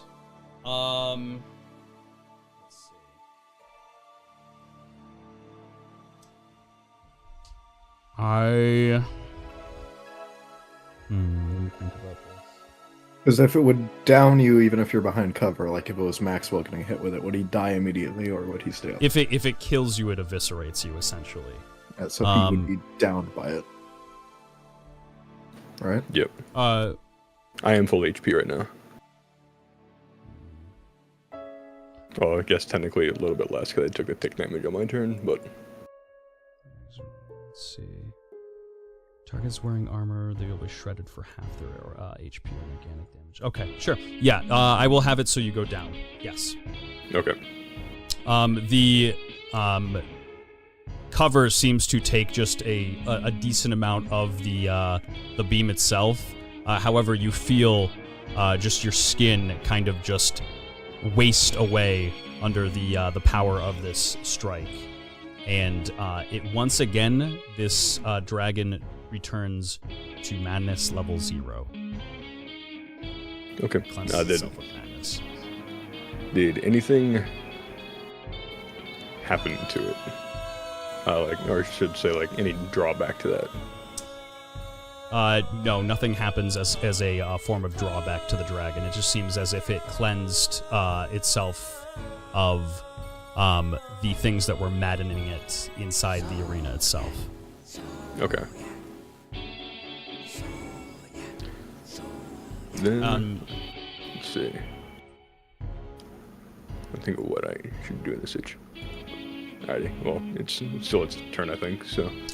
Yes, I will say, so it reaches turn 3 for Ascension, for Concentration, and as it reaches turn 3 for Concentration, out of the Reditho, hold on, let me just do this quick. Out of the Reditho arc appears a large stone eye with its eye closed. And that is going to have to be the end of its turn. Yes. It goes back over to you. Okay, so I'm in death saves, yeah? Yes. Gotcha. First, yeah, I was going to ask what the first one was. first death save, I believe, is con. Let me just go here.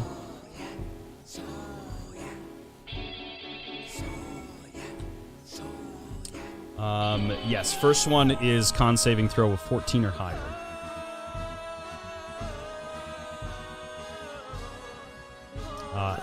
Yeah, that's a 1. Failure on the first. Okay. Well, And that's expected, honestly. actually, I'm not fully downed. I'm in down but not out. Oh, that is true. Do you want to explain the ability for chat? Sure. Thames can fight after being brought to 0 HP for 2 turns. He cannot move, however. If Thames kills an enemy in these 2 turns, he heals 10 HP and gets back up. If Thames is hit and damaged during down but not out, he is then dropped.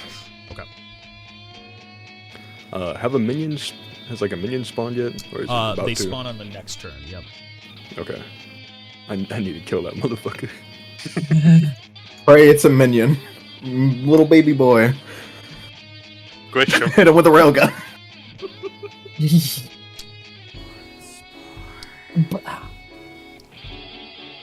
Is there anything that you have that you can do for the turn, Thames? Looking here.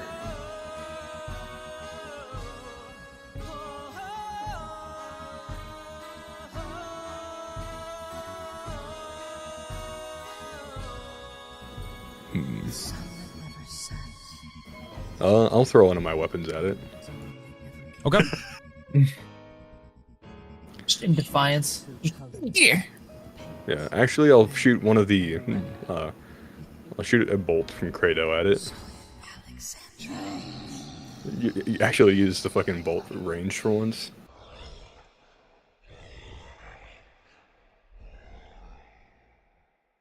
That is a 15 to hit. 15 hits, yes. Okay. I'll bonus action leave it in too. Why not? Okay. Bolt time.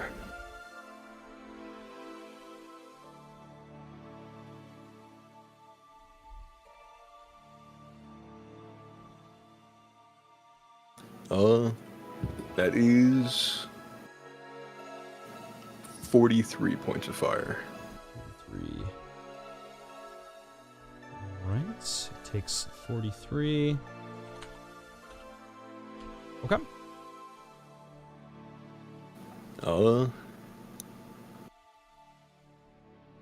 Let's see. I think that's all I can do for now. I kind of just want to stop it from ascending. Yeah, it loses the next turn that it would have for concentration because you struck it. Yep. And it goes over to the Husk Dragon. The Husk Dragon no longer has madness. It can target abilities again. It is going to...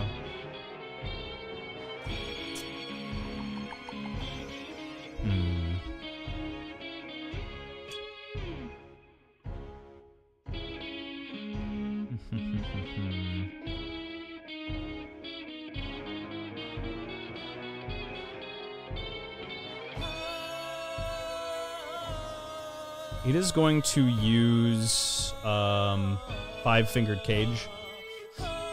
Okay. It is going to drop its hands down on top of you, Thames. Its claw. Got you. In a 10-foot square. It can target up to 2, but it'll just use the one on you. Target must make an agility saving throw of 17 or higher to be able to roll, in your case, or dash out of the way. Or it'll be caught under the palm of the dragon. The dragon will then bring its head to the ground and fire a burst of chaos breath from its throat, dealing 5d8 plus 15 chaos. Okay. Dice of the Haunted Man. Let's go, baby. Yeah, I'll have to use my last one for that one. It may work.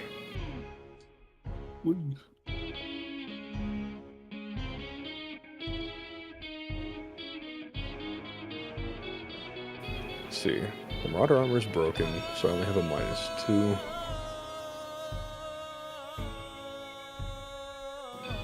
So... I think that's a 16. That's rough. 5d8 plus 15. Let's see.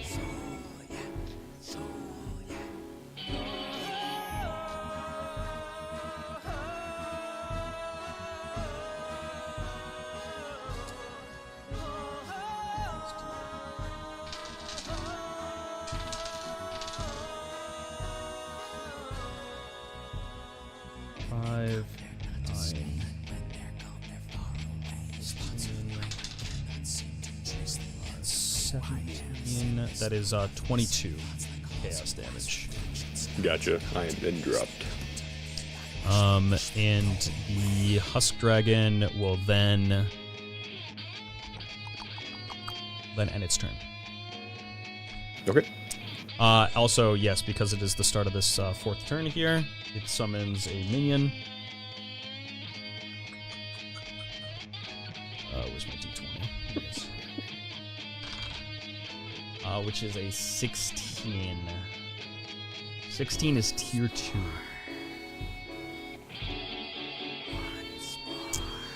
Let's see.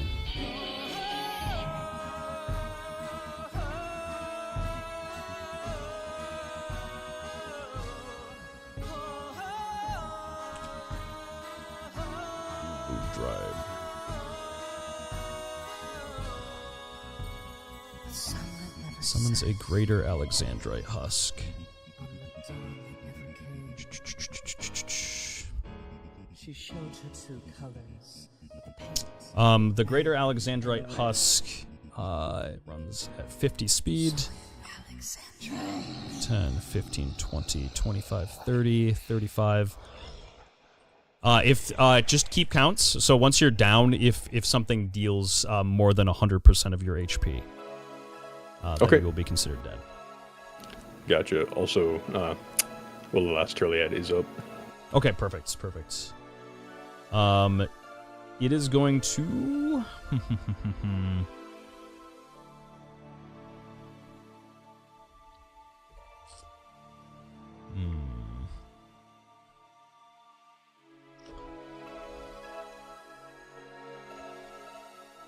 It is going to use Fleshborn Saw Sword just for its attack. Creatures, like I said, are not entirely the smartest. 2d12 plus 1, which is going to be made with advantage since you're down here. If the target is struck, the wielder can use a bonus action to create a rift on another target, so it can't use the second part. It can only use the strength aspect of this. 7. The highest roll is a 7. The hit? Yeah, that hits. 2d12 plus 1 strength damage, which you would soak. Gotcha. And that is where we end the combats. Can I not send a healing wob wob through the dreamscape? If only. Sadly, the party healer and the potion carrier are both not there. Yeah. Yeah, it is unfortunate. Dragon Fuck. got some Biden blast. I Hey, think I took the everyone risk. except I think everyone except Lookdown would have been dropped by that attack. As long as we were all in cover, everyone would have survived except Thames. Yeah, I think except for Max would have Thames. just died. Yeah, Thames. Oh, yeah, yeah, Max would have Max. just died. Yeah, Max would have been killed, deaded. Right, this part. All right, Yeah, welcome back to the and game board. Marth's Fuck, Mark's man. dungeon. I had no idea that was what was going to happen. I didn't either. I was like, man, I hope it really does something big at least to sully it. I guess not. Oh no, I mean like I wish that I didn't get teleported from using a key. Oh, yeah. That I didn't know. I was surprised when you followed him through the door. I thought you were going to stay and fight. My idea was that I was going to go through the door, hide behind it for cover, and then once the attack went off, run in.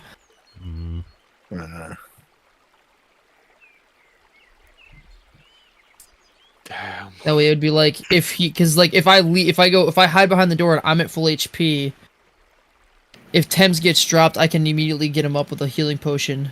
Hey, if I get it from a death save, I can probably stall at a couple ascension levels. So, we just got to complete this, right? And I will say that if you roll a nat 20 on any of them, I believe you get right back up. So Even on that con save? yes, yep. Okay. Oh, there's nothing I can do to try to get back from where I'm at right now. You aren't pivot, so no. Unfortunately, no. Yeah. Yeah, I can It's, stall though. There's potential. Also, I can maybe give you guys fuck tons of movement, so Yeah. If Thames dies, does he disappear from this board? I guess we'll find out. Yeah, unfortunately. I rolled a 12. Okay. I'll move you his just forward. 3. There it is. there's the The G. Do you want to hold on to the rest of your movement? Yeah. I'll hold on to the rest of it. I will also hold on to the rest of my 13 movement. Okay. All to you, Mr. Well, first Tim's has to do his roll. Feed me. And as Thames goes to kind of roll here, you can see on, I will say, the game board that it seems like he is fading. He seems like he's exerting himself. Oh no. I really wish I could have got this roll on the combat, but pivot take 29 movement. Alrighty. 29. Okay.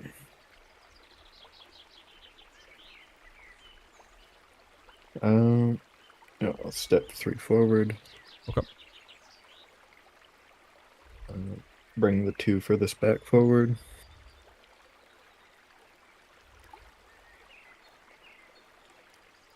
Step across to fucking Plant Man. Yeah, I just grab the little goblin and hop up. Yoink. Oh, you go up with him. Yeah. Okay. I think. Don't I need to? You can just bounce him and bring him up, or you can go up with him. Yep.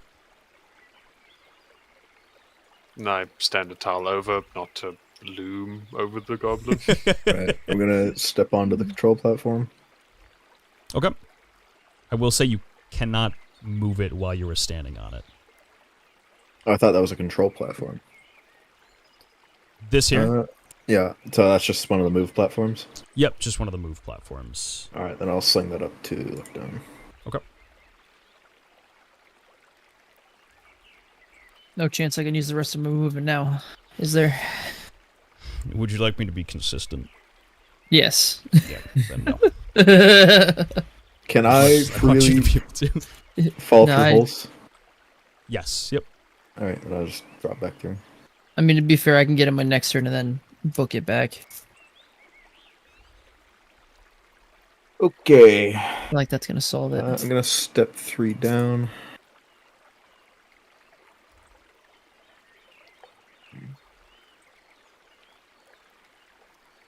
So they need to get over to that spring on the left, don't they?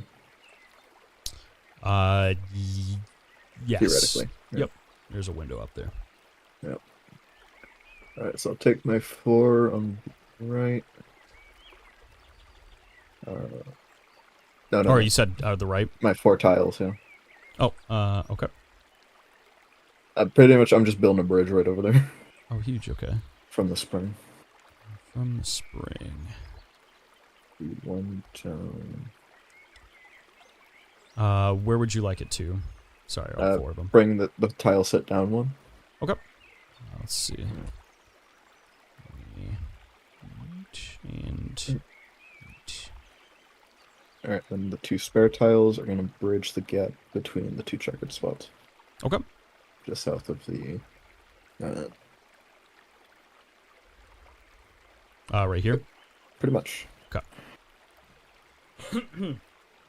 Okay, I'll save the rest of my movement for when this happens. So, we have... How many letters do we need? You need 3 more. 3, fuck. You guys Well, are working 2 on more the after I hardest get one mine. right now, though, so. Yep.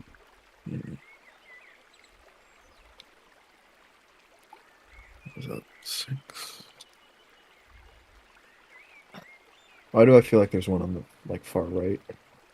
Yeah, like I've off been my looking green at ones. those 3 that just go to the right, and Can we give the DM a Scooby snack for you? Let me see what you guys are looking at. You said on the right? Yeah, like where pivot started area. I will say you were good on that. Good on that front. Right on. Yep.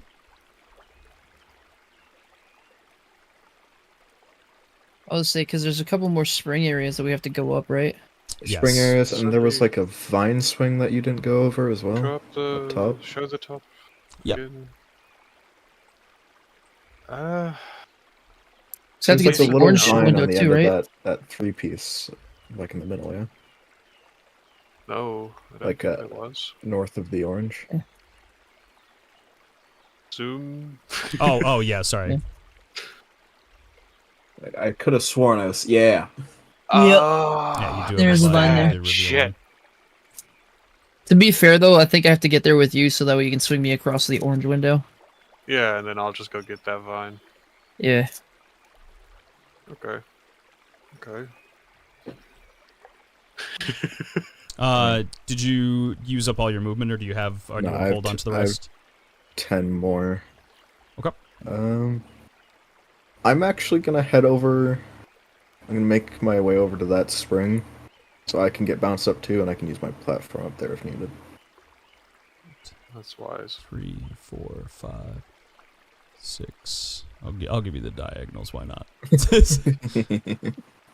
So yeah, that was how much?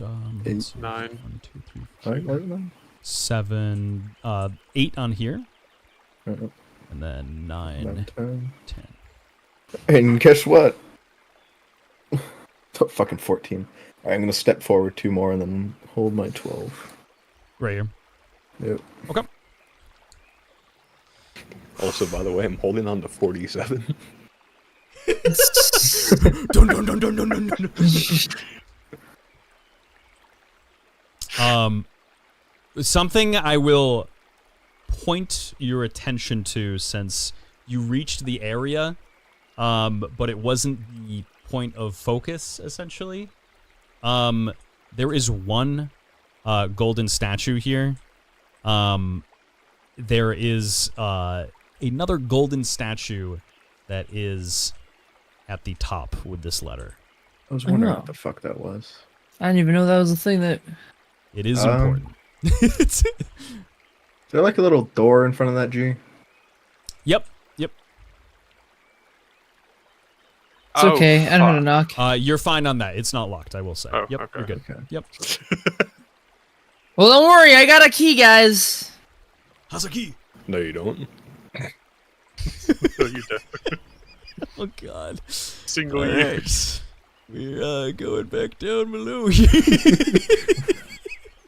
Just poor Josh's face again. Oh no. It's all right. I'm just big chilling in the Fey realm. Everything's So, good. we were doing okay, and now it's very bad. It's in an interesting We lost situation. So Should far, it- we've like managed to straddle. Like every time someone goes down, someone else comes in, picks up the pace, and now there's a gap. Let's see. All right. Disable fog. And grab.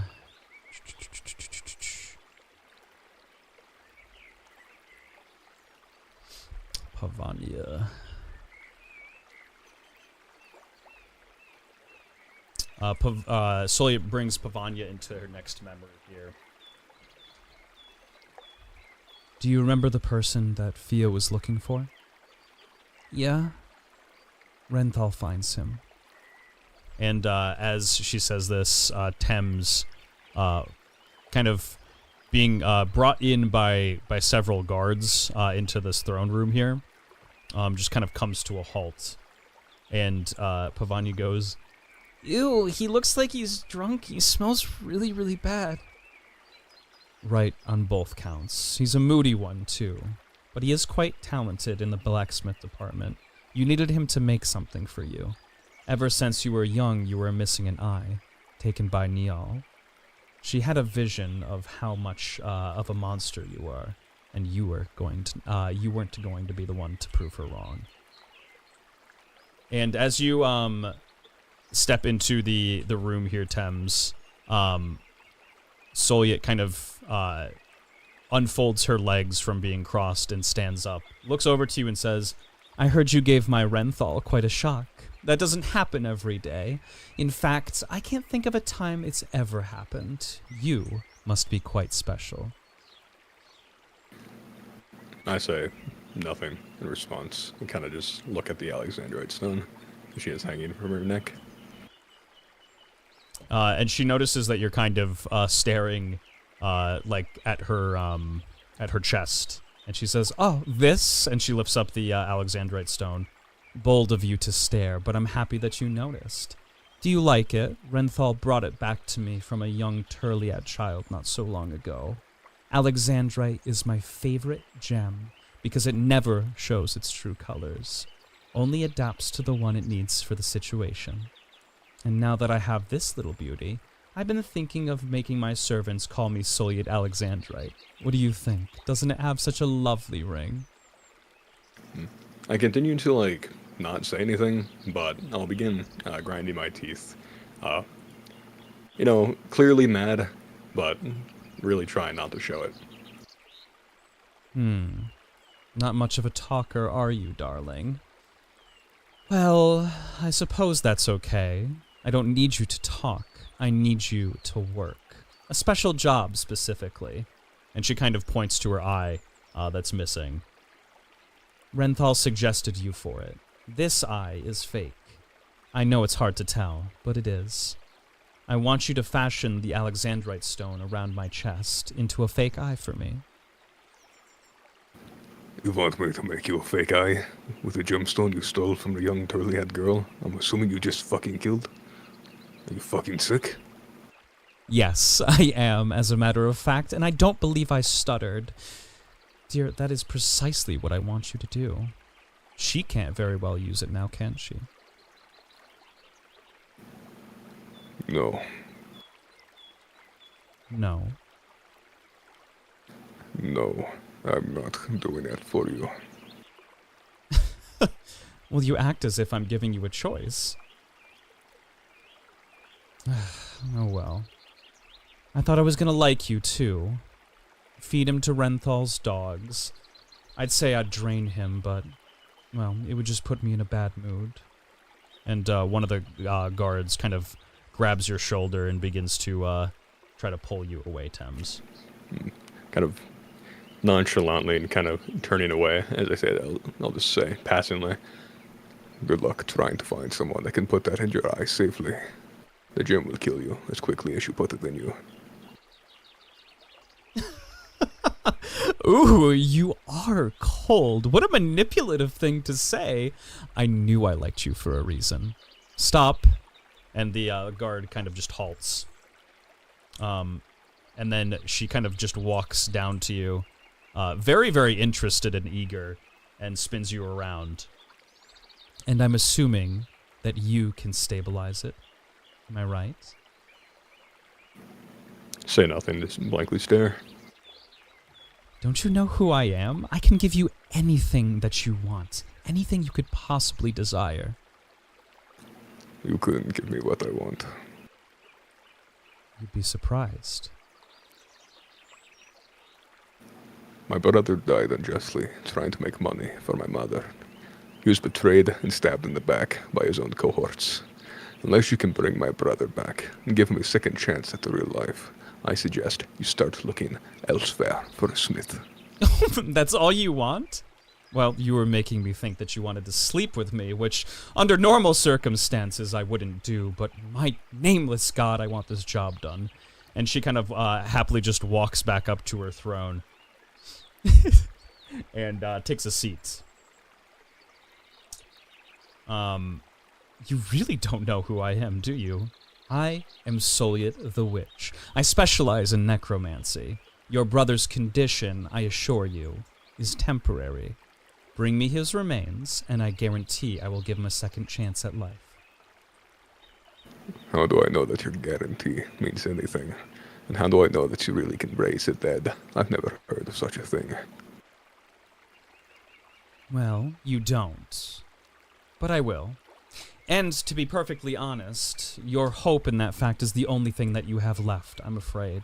So choose your fate. I'll coddle you no further. I'll give it a few seconds and go and like turn around and say, okay. Wonderful. I knew you would come around. I'll set you up a workstation tomorrow. For now, put him in the upper living quarters and get him some water. For God's sakes, he looks like the walking undead.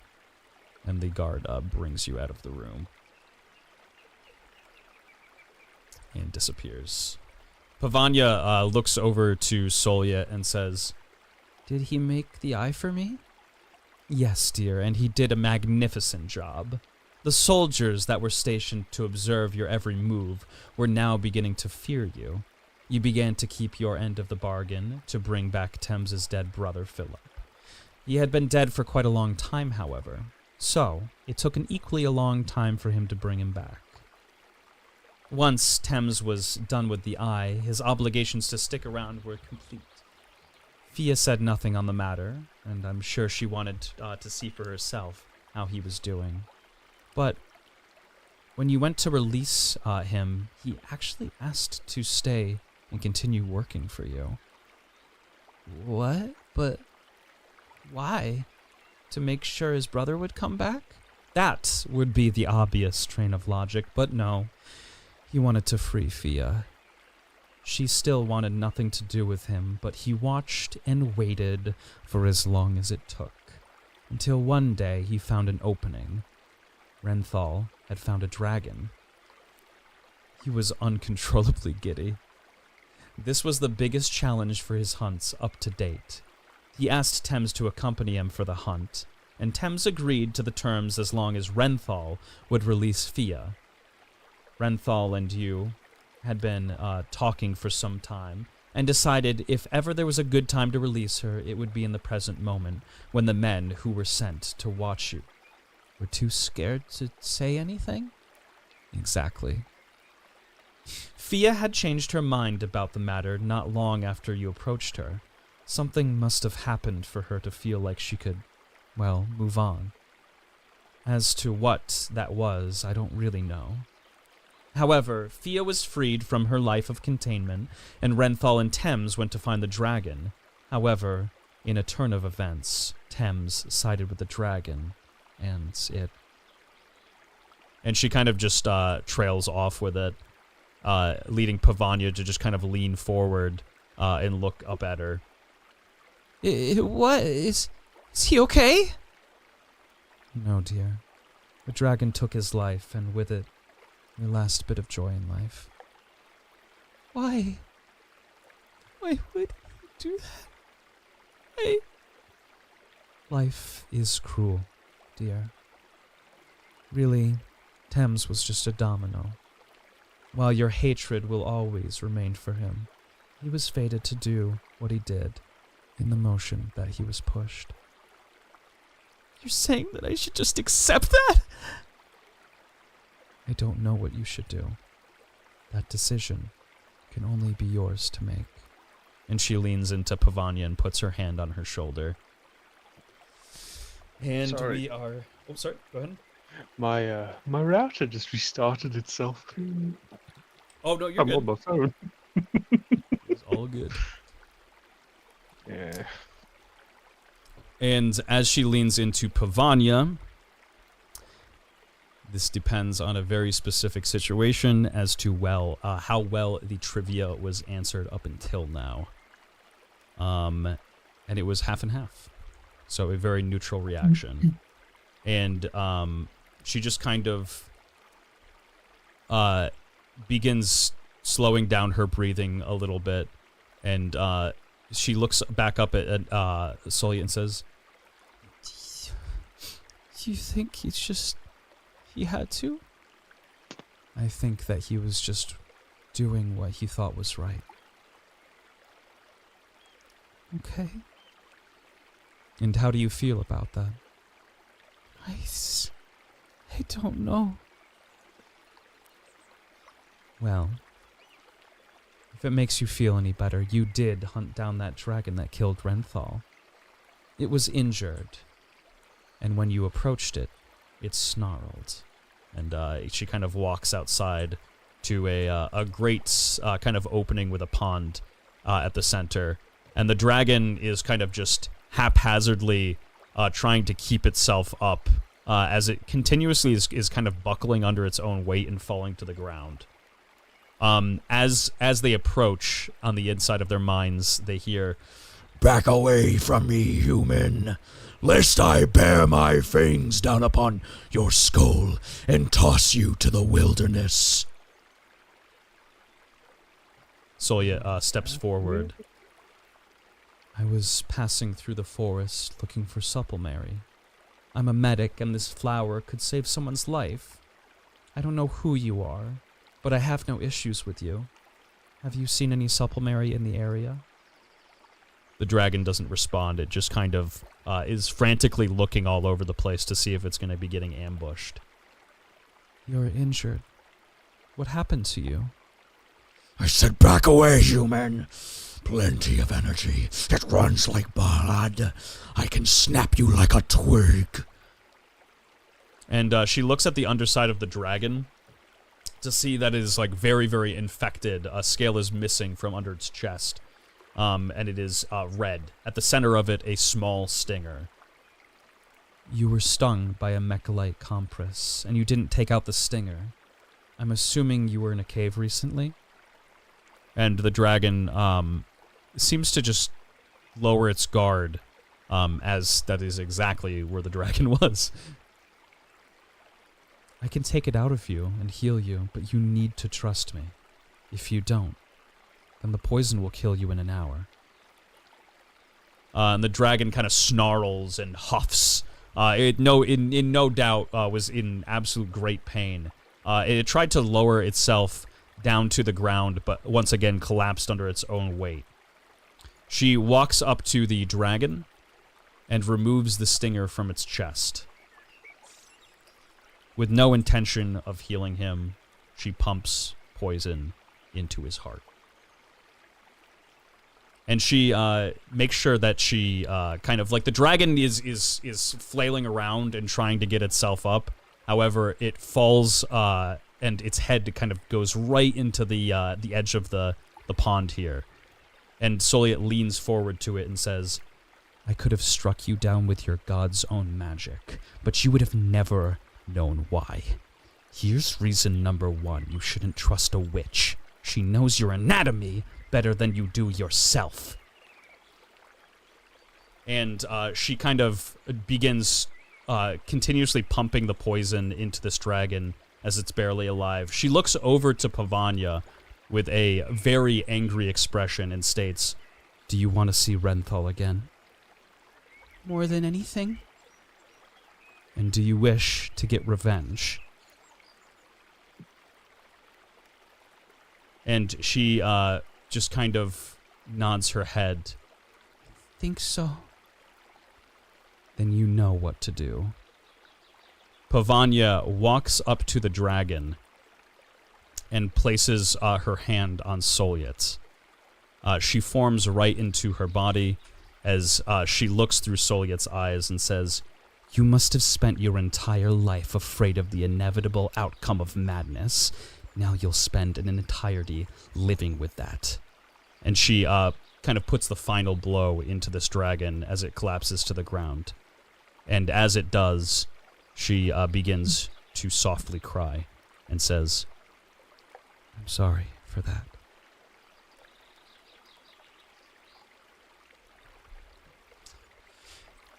And we go back up to Marth here and Soliet. Damn. One moment while I switch back over to PC. Sure, no problem. I will hold.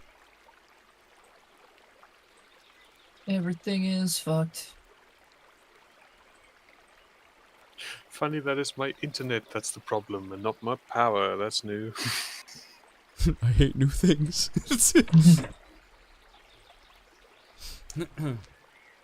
Right. Alright, so we go back up to Soliet and Marth here. And Marth looks over to Soliet and says, So you risked everything and did terrible things just to see Renthal again, just to have your revenge? Where you realize how wrong that is, isn't it? And she kind of looks over to him and states, I don't know about that, dear. I think that you would be willing to do a lot of things for your country. No, that isn't true. That isn't true at all. We've come this far doing the right thing, and should things not go in your favor, would you reach into depravity and roll around in the mud to join someone like me? Well, I can tell you right now, when we were in the great battle with one another. You on the floor, sitting defeated, helplessly watching. And watching Aloretta, with her head, fall to the ground, decapitated. I can tell in that very moment, you thought much differently. Shut your fucking mouth! And she kind of just leans back and is going to use... This would be the third turn here. She has to use something.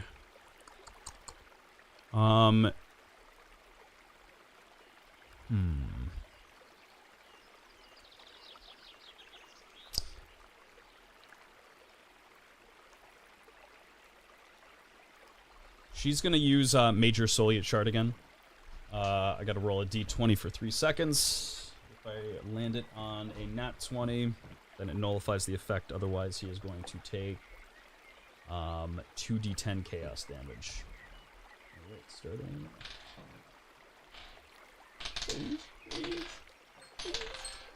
Nope.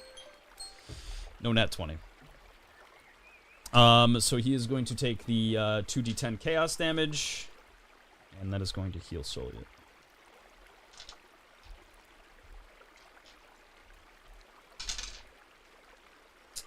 It's 18. 18 damage from, or sorry, 9 from the copy, and 9 from Marth.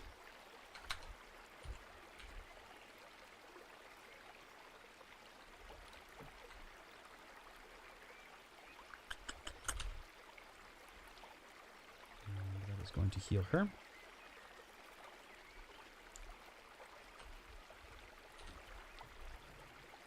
It goes over to, Alice takes her turn here. She is going to use... She's going to use sneak attack. Alice attempts to stealth versus observation, stealth, it's observation versus stealth check. Her following turn, she attempts to backstab a target. And we'll see if she is able to do that, though. For stealth. She nat 20s it, but, that's 22 altogether. And Marth. The observation.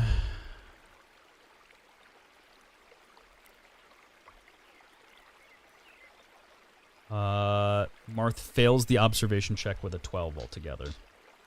So she's going to stealth and appear on her following turn.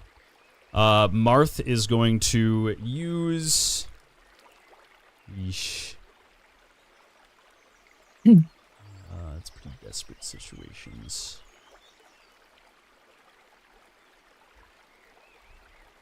Marth is going to use...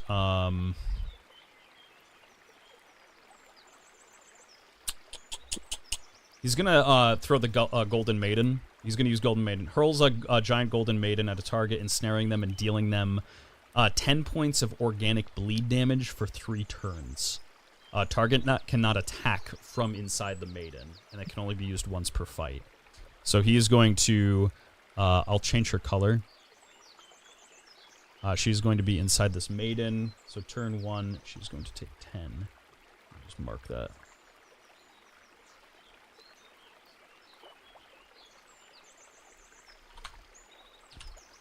And she cannot perform an action for 3 turns.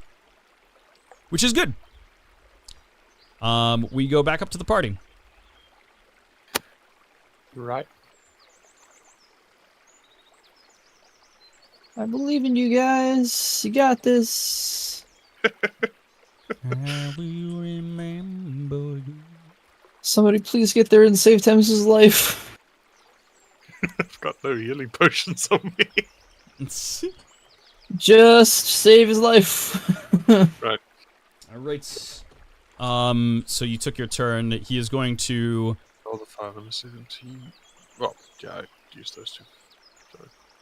He is going to... actually, I'll reset this and then look at his points just really quickly. As time is quite precious. Let's see. Let's go down to. There we go. He's currently at 17. Okay. He is going to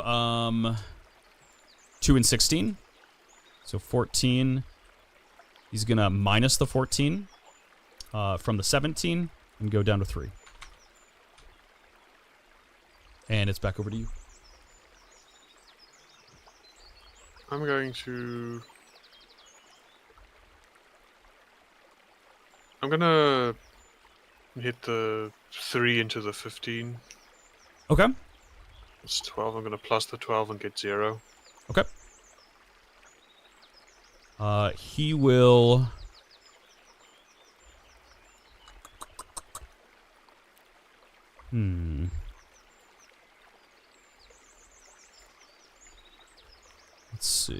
Let's see.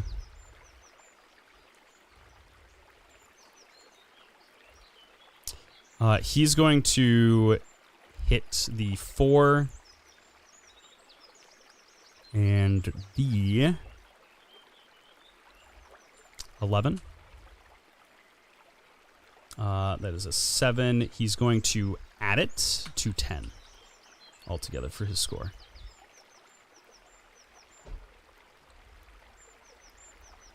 I'm going to.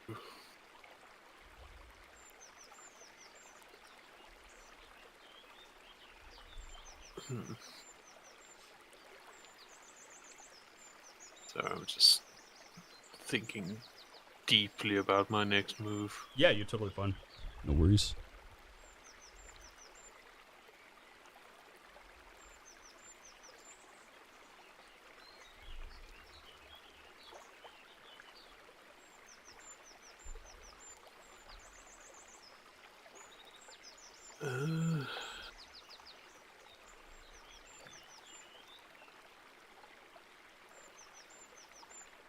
I'm going to hit the 7 into the 14. Okay. Go up to 7. He will.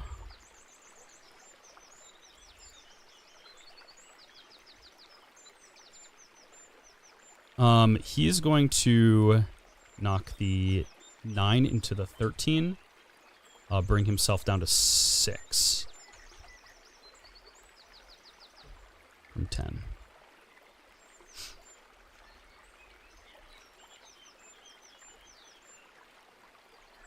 I think I just outplayed myself, damn. I'm going to hit the 6 into the 12. Okay. And minus that down to 1. And he is going to knock the 8 into the 10, which puts him up to 8, which he's going to subtract from the 8. Or wait, from the 6, and that actually brings him down to -2. Actually. Wait. Did I do that right? 8 to 10 would. Oh, have sorry, a that's 2. 2, yeah. Yeah, that is 2, and he was currently at. What is he at? He was at 6. 6. That brings it down to 4. Which will bring him down to 4. Yes. I'm lower. I'm closer to 0. Do I win? Yes. Yes, you do. Oh shit, let's go. Yeah, baby. Yeah, I played myself. I could have scratched him and he would have been okay. And he's just like, Oh, I must have outplayed myself. I'm sorry, the fat rolls were going over my eyes and I must have blacked out for a second. Yes, definitely. and he kind of with a slight smile. his genuine kind of blockbuster smile fades away as he hands you a tick and he says, Oh, go on, take it. I guess you deserved it. I don't say anything. I just point with one of my branches back towards the stage. Oh no. Not me bucket. Don't leave me bucket behind. Right, I'm gonna collect my cracked TV Beautiful. and then head to the stage. And as you head over to the stage, Barco kind of just gestures up into the air and says, "Oh, we have a new couple of winners. The newbies who are, first time in the den here. They're making quite the splash and impression. I will say the comedy routine is no further. Without further ado, let me introduce them." And he kind of goes back behind the the curtain here and just looks around. They're here somewhere. And he kind of just is hiding behind the bar. "Hey, you, I see you over there. Get over here to monetize. Your turn is up. I can't entertain these people forever, am I right?" And he, like, looks out to you. Right? They hate me! You need to get out here quick! My reputation is on the line! And he very sheepishly runs around the corner and says, "Well, yeah, okay, I got you." Goes out through the curtains and looks at you all. Slife just gormlessly stares at him. Yeah, he notices that you're the only one who's, or maybe even Pivot. I don't know if Pivot is paying attention vaguely as well. watching. The rest of the bar itself, they've all turned around in their seats. They're just enjoying drinks and not paying any attention to him. And he goes, "And that's the other thing about airline food, guys, right?" I use one of my sharper branches and I smack it into the table and just drag one line into it. Still staring at the monetization man. Whoa, okay. And you can see that he's kind of profusely sweating as he like begins flipping through his notes for material. He goes quickly and does the classic grabs a hold of the water and takes a big gulp of the water and tries to like reset his focus. And he looks back at the audience and he goes, "Well, let me tell you a thing about women, okay?" And as he says this, everybody in the restaurant kind of turns with interest, with like a kind of a peak of interest and a smile on their faces. And they go, yeah, what about women? Go ahead, tell us. And he goes, well, very eagerly. But then he feels that there are a couple of cameras here and here watching down on him. And he looks at both of them and just very sadly goes, I love and respect women, and I believe that they are very sweet and good creatures. No, not creatures. And he like runs up to the camera. He goes, whoa, come on, please. I stab the table again and drag another line right next to the first one. And he very frightenedly goes, well, yeah, okay, well, you know what? Let's see if you do any better. He sits down at the edge of the seat and he says, "Let me run a couple of things past you, and you let me know if they're good, if they're okay to be able to use on a certain platform, okay?"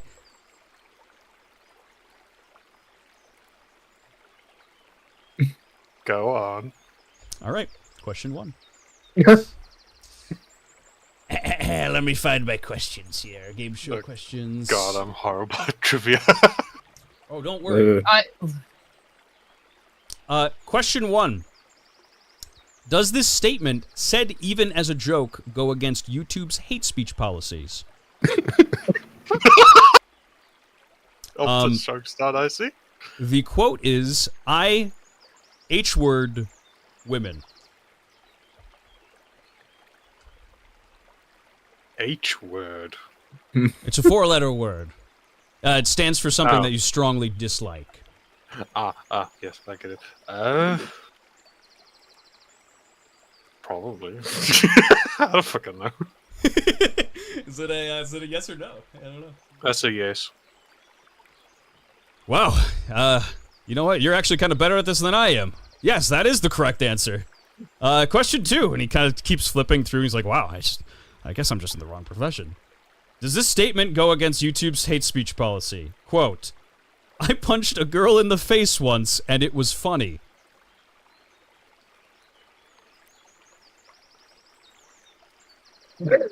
No. Oh, well, I don't know what I did with my channel, but for some reason I got a strike for it. That one's incorrect. Oh my god. I thought it was hate speech. That's not hate speech. That's a hate act. I'm stating what YouTube's stating. I don't know. This is a true story, by the way. Based on a true story. Oh my. All right, the third one. The third one. Question number 3. Directly quoted from YouTube policies, nudity and sexual content policy. Explicit content meant to be sexually gratifying is not allowed on YouTube. Based on this statement, are Baldur's Gates 3 romance scenes, not safe for work versions, allowed on YouTube? I could read that again if you need. No. They're not allowed. I guess I'm, you know, and he kind of just like gets back up and he's like, you know what? I was perusing YouTube the other day, and they were just right on there. They were just right on there, and they'd been on there for months, and by a gaming like a commentary studio too. So I guess it's allowed. You know, really honestly with that one, I'm not entirely sure if it's gonna get struck down yet. I would think, personally, me. Am I right, folks? And he kind of just stands up and starts trying to rally everybody, and they seem to have no interest in him. This guy kind of just goes over and walks up to the jukebox and slaps it once, and he goes, whatever. I mean, I guess that you're right on that one. I'm gonna give it to you, but yeah. God, I don't know anything about these things. This is entirely Yeah, done out of YouTube spite. doesn't either. Yeah, YouTube doesn't either. You're right at home with YouTube. I look at him and I simply say, 2 out of 3. You are none out of 3. Your last one better be good. And I hold my sharp branch above the other two marks I've made. You should give a bonus question of just if you were famous YouTuber Narcos and you had a live stream where someone gets cream pied and Hoonie Pump, would it still be allowed on YouTube? It's still up, by the way. Apparently that one just break the policy. But yeah, he kind of just looks through his notes really quickly. You know, kind of like when you don't specifically have an answer for a teacher, but you're still trying to like pretend like maybe it'll come to you in like a second, but they look at you very expectingly. He's just like, oh, I'm pretty sure there's another one in here somewhere. You know, I think I should get out of here. And he stands up and he starts to whistle and try to start to walk away.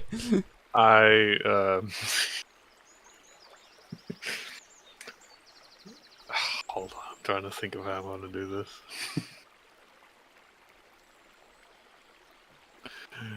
I just say, hold on. Tell me, what sound does the fleeing comedian make? Oh, cool! I love jokes. Yeah. What does the fleeing comedian make? Not make. What sound does he make? Oh yeah. What sound does he make? He screams! I activate end of all thing. Oh god. Go ahead and roll for that. I will say, as you do that, this man who's been kind of just tapping the jukebox to get it to come back on, smacks it really, really hard one last time, and Freebird starts to play. Oh no. I roll a 13. Oh god, a 13 will hit. Alright, 1, 2, 3, 4, 5, 6, 7, 8, 9, 10, 11, 12, 13, 14, 15, and that is a spicy 81 damage. Let me, let's see, 81 damage. Yeah, how would you, you know, that's just above his HP threshold, so how would you like to do it? How would you like to go about this? As he starkly realizes that he is now the punchline of my joke. I fly at him like a FNAF jump scare. I latch onto him. And he screams in glorious terror as I start munching him. Oh God. And I'm covered, and like all of me is just covered in a demonetization sign as blood sprays out in random directions out of this demonetization. Yeah, the camera's trying to look over. I'm blurred. I'm blurred, basically. But I do. Lively appears. Yeah, that's what I do. Perfect. Yeah, you begin kind of tearing this guy to shreds, and everybody, once Freebird comes on, this guy, or sorry, no, that guy's dead. This guy hops up on the table. This guy hops up on the table and goes, "Bar fight! Woo!" And the bartender does the classic, like, just lowers his head below the counter as everybody starts to get up and start beating the shit out of one another. To Freebird, nonetheless. It goes for the kid. Wait, what'd you say? Oh, the last one you just moved there just fucking walks up to the kid at the table. Dung, dung, dung, dung. Except for, obviously, Bocephus. Bocephus is a lover, not a fighter. You ever see that meme about the cop hiding behind the pole? No. God damn it, I can't find it quick. Yeah, send it. Continue. And as you kind of tear this creature, the Demonizer, to shreds, a key drops out from his hands for the child. One singular one of my branches picks up the key while the rest of me just continues killing him. And the child, who's just trying to look away from all this violence, kind of ducks away out of the punch of this guy and slides under. Pipit's gonna run over and tech the guy. General chat. Let's see. Oh, why is it taking so long? It's perfect. I'd imagine that's exactly what it's like. Incognito mode. They can't see me if I don't move. And yeah, as you kind of charge this other guy, the child runs up to you, Slythe, and covers his eyes from all the violence and goes, could I have that? Yeah, sure, kid. Just keep easy. I hand him the key. And you hand him to the key as he, let's see, he takes his mask off, revealing his face, and he very happily smiles in relief. He says, No, I really owe you guys a lot. Thank you for saving me. I've been fucking picking this guy up and like strangling him, like throwing a worm down his throat. Oh, no problem. Here's a worm, and he puts a worm on his shoulder. And he just kind of loses his smile ever so slightly and says, But I gotta go. I'm expected to be somewhere, I guess. Follow the worm, it will guide you. What's your name, child? I say as I lick the blood from my branch. he begins very just slowly walking away, and he hears you say that. He turns briefly and gives you a smile, a sweet, genuine smile from what seems like a very normal kid, and says, Name's Renthal. What an odd name. Have a nice life, odd child. Thank you. I think. He goes over to Luther, and Luther directs him out of the bar. It slams the guy into the table a couple times. I tear off the mangled head of demonetized man and swallow it whole. All right. 2 horrors in the bar fight. And as you finish off the demonetizer with a big old gulp, you feel also those thorns just wrap around your bucket. Not even you at this point. It's like, and a voice enters your mind that speaks.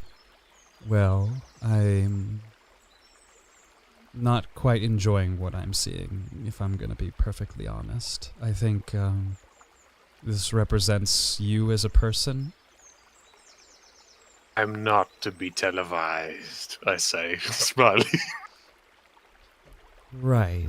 Well, I would love nothing more than to put you right in front of my dragon. But I suppose what's fair is fair. Would you like to just have a nice game show with one another? And, you know, should you win... Well, I mean, it's looking pretty good for you thus far. No one else has taken up on the offer. Then, well, I can promise you a side at mine. Aside? What does that mean? Well, let's just say that by the end of this, I think that you'll be coming out all right, should you join. Oh, join you? Oh, I'm sorry. My loyalty isn't bought, demon! And I just... yeah. And I end call however I want. However I can. you kind of like end your side of things, and she just sighs to herself and goes, suit yourself, I suppose. And you get transported to the Husk Dragon. Zoop. And I simply say as I disappear, never again! Goodbye, worm. And as he disappears, Pivid, this hatch here opens up on the stage. You can see, you can't see just wood below it all, so it's very dark, I promise. Well, Let me climb help up you on the visualize. stage. There you go. Leaving the man, like, his head bashed at the table. Climb up on the stage. The mangled remains. Walk over to the trap door. Punch through the wood under the trap door. You can't hide from me. And then I climb through. Alright, let me copy you here and bring you up to your next destination here. Copy. Hide.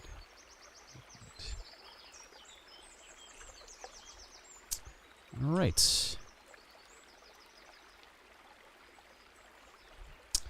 Pivid, you fall down this hatch and are pleasantly met with what seems like a very kind of hard but you know, easy material on the leg, so you don't really hurt yourself dropping down here, your knees.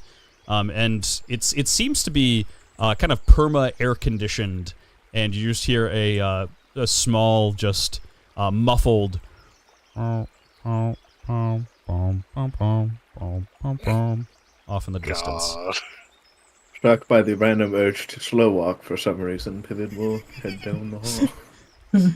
You head down the hallway to see quite a few buttons lined up on a wall here, and a door that is sitting right in front of you. The door punchable. Sure. Oh, push the door. You go to punch the door. It goes to open up on you, and give me a hit roll. Should I? That is a 13. Yeah, it goes to like open up, but you catch it right as it's opening up, and instead of just letting it naturally, you bend it backwards, as this one just kind of goes off to the side. Slow walks into room. Dun dun dun dun. Dun dun dun dun dun dun dun dun dun. And you walk into the room to see a large kind of throne chair in front of a big window with a kind of like a control center at the front of it. I'm just gonna walk up to the window first. You walk up to the window.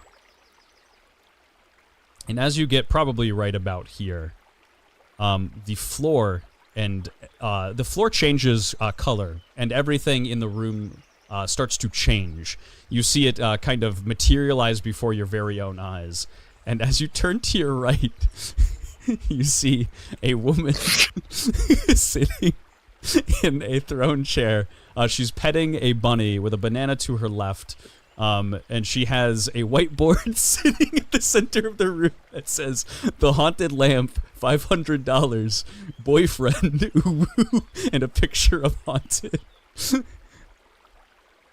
this is what you've been holding me in reserve for, is this fucked up freak show? This is what the final penultimate show on this little game, and you put me here, huh? Me, huh? You know what? I'm so glad I got out when I did, you know.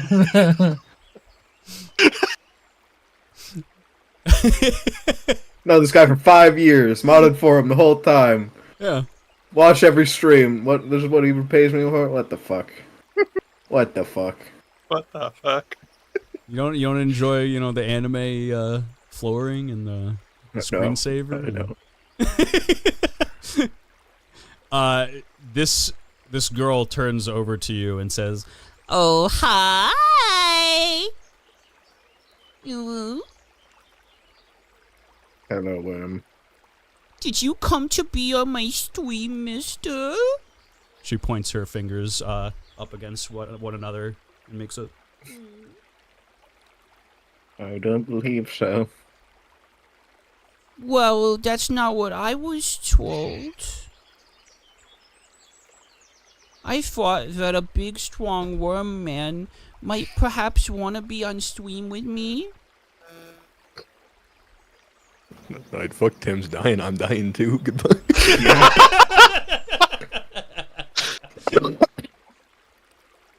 After all, I have the key for your mask.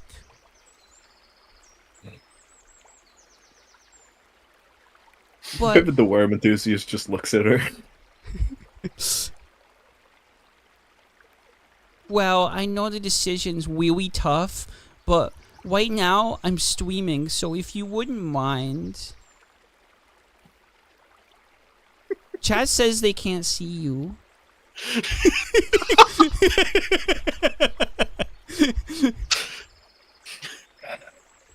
I fucking hate you.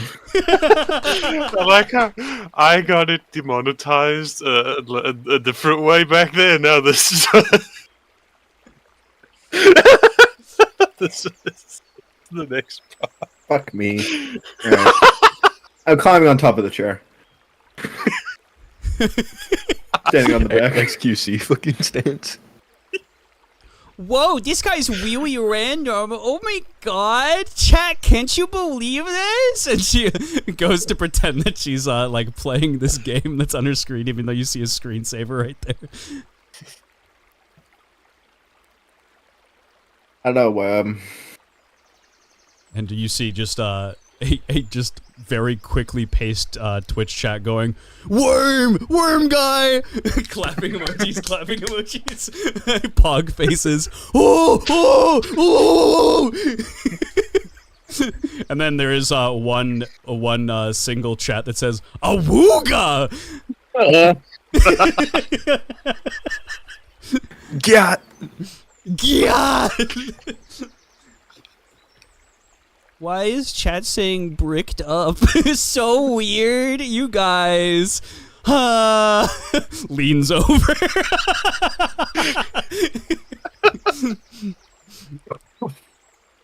And she goes, Do you like Star Wars? I'm kind of a big stan. Don't know about you, though. Star Wars is pretty good. Oh. Lots of worms. There's a big worm, too. she just kind of,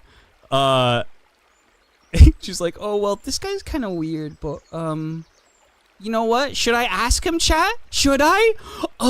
And then puts in like a little anime transition that like makes it full screen so they can see both of you very clearly. Yes, yes, no, yes, no, yes, no. Oh, come on, please put a poll in there for me. I just want to see for myself. Oh no! And the alarm goes off. Saved. You're Alright. saved. Alright, I'm just gonna go take a walk. I won't see Yeah. me for like 30 minutes. Yes. Come on! This is take all the time you gold! Take all My the time you face need, brother. hasn't unlaughed in fucking 5 minutes of the span. I'm just stuck. I feel You like just what dealt so much mental damage to Veracity. How can you do this? Ah, I feel like one of the Joker's victims after he gives them their fucking laugh gas. Haunted says, wait a second, wait, what do you mean this is the ultimate gift? Please date me. It's only $500. You're your temporary stream boyfriend, Haunted. That's crazy. Good for you. Anyway.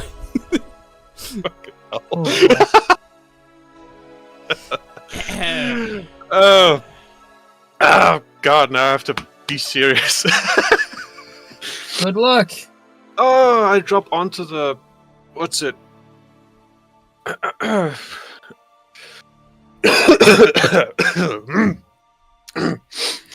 I will drop right onto the. Well, no. I'll not drop, I'll appear Okay. right behind the husk thing. Behind Tyr. Not that one, the Alexandrite husk. The greater Alexandrite husk. Oh, got you. Okay. And I will. My stealth, actually. Let me get my dice out. You'll do it with a. I'm gonna give the Alexandrite Greater at disadvantage. The regular Husk Dragon, I'll just do regular. So I'm going to stealth with advantage because I do have the natural ability where if I'm fed, I can stealth with advantage. Okay. Yep. I roll a. What's that? I roll a 19. Husk Dragon altogether rolls a 22. The Fuck. Greater Husk rolled a nat 1, which I can't assume it has a very good observation in the first place. Well, I'm not really attacking the dragon, so this works perfectly.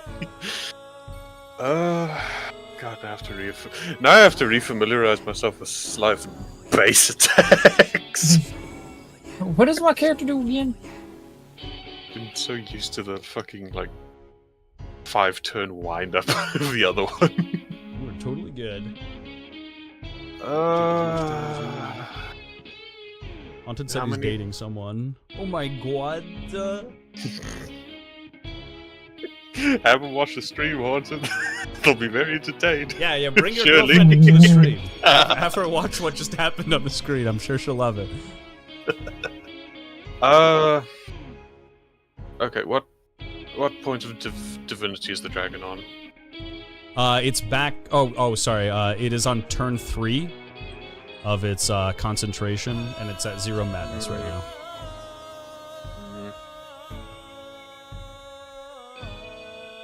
Okay. Well, I can't really do fuck all against that dragon. So, I will.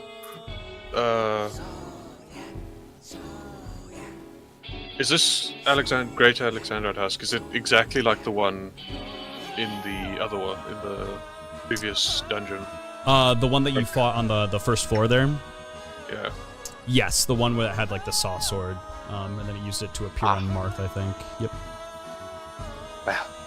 I realized I never added the stealth damage. So I could have killed that one. So, I'm going to Dredge and Devour Maximo. Okay. Which is a Dex versus. I think it's a Dex versus Dex versus Yeah, agility, agility. I think, and it Yeah. doesn't know where you are. So it rolls with disadvantage. Or rather, I roll with advantage because I'm sneak attacking it. Yeah, go ahead and roll with advantage, and then I'll just roll for this. With disadvantage, actually, also. 'cause it doesn't know I where you are. get But then it's gonna a. Oh, what's that number? I get a 23 altogether. This thing gets a 13 altogether. Well. That's also damage. Damage is 3d10 plus. 3d10 plus 3, yeah. Okay, so 1, 2, 3. I do 20. No. Wait, shit. Didn't take the 9 off. I do. It ran and ran. That's. Soiled Alexander. Okay, so it's 18 damage. Now I have to do the dex check. 14. I do 20 damage against it. 20 damage. Alright. 20 acid damage, right? Yeah. Okay.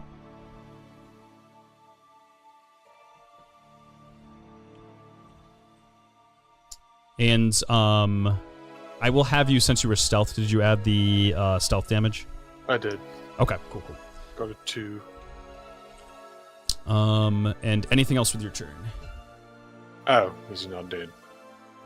He is not dead. These are the greater Alexandrite. The lesser ones have pretty Damn. doo-doo HP. Fuck. I just used my attack that keeps me from using any more attacks in the next turn. But that's next turn. I will say it'll only get rid of next turn. Since you were kind of like first to drop in the fight, you get the initial attack, so... I will spend 5 gestation points and do the normal Dredge and Devour. Okay.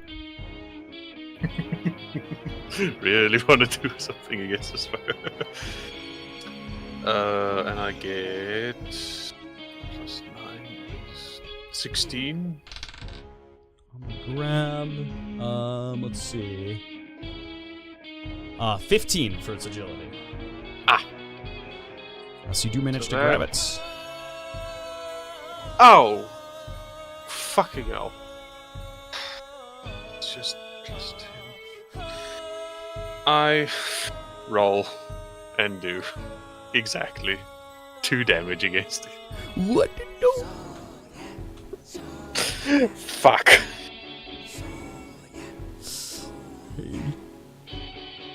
Right. Yeah, and as my bonus action, I'll eat the heart that I'm still carrying from that guy in the temple that I pulled it from. Okay. And get back 6 gestation points. Perfect. And I will save my movement for when the dragon does something. Okay. Let's see. Now roll for initiation for me.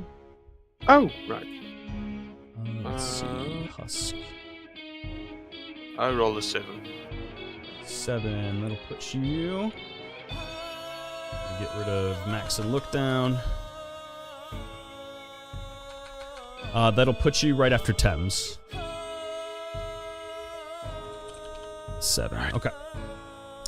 Mr. Thamesathy goes to you. It's a death saving throw time, right? Yep. Gotcha. You got this, buddy. Yeah, that's a 10. Did I con save? Yep. That is a fail on the first one. Gotcha. Can I try to telepathically speak with Forfo? Sure. I'll say, is Maxwell safe? Maxwell is about as far away from this fight as he can be, yes. Just look down with him. Yes, both of them are, surprisingly enough, in Eponesis.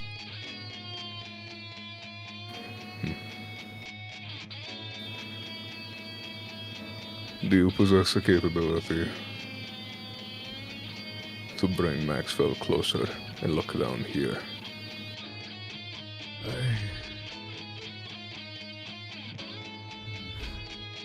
I do not possess such capabilities, Thames. I can build them a bridge from as far away as possible to where you are now, but I cannot move them.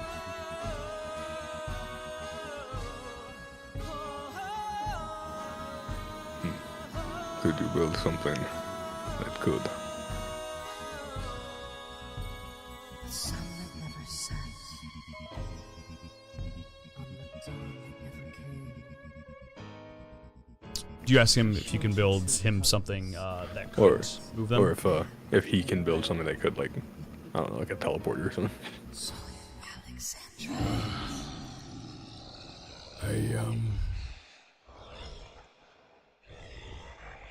Thames, I'm sorry. It's not my expertise.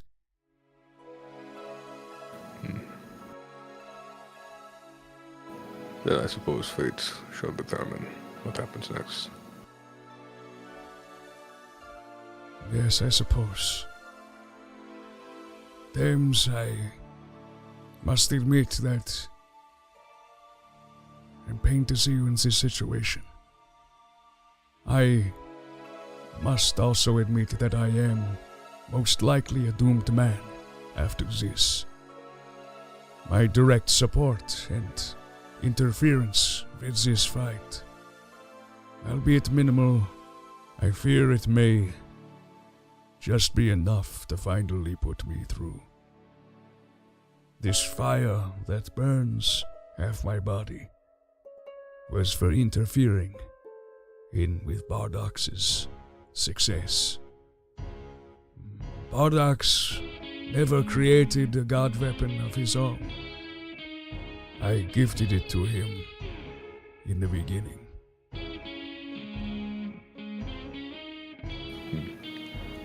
If you die, what happens? I have and hold a very important position as the god of craftsmanship. I stand as the main regulator to stop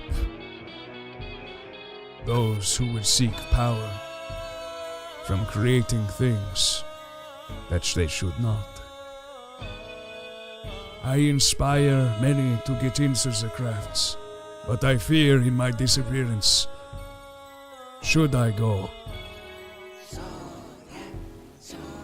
that someone may make something truly horrifying.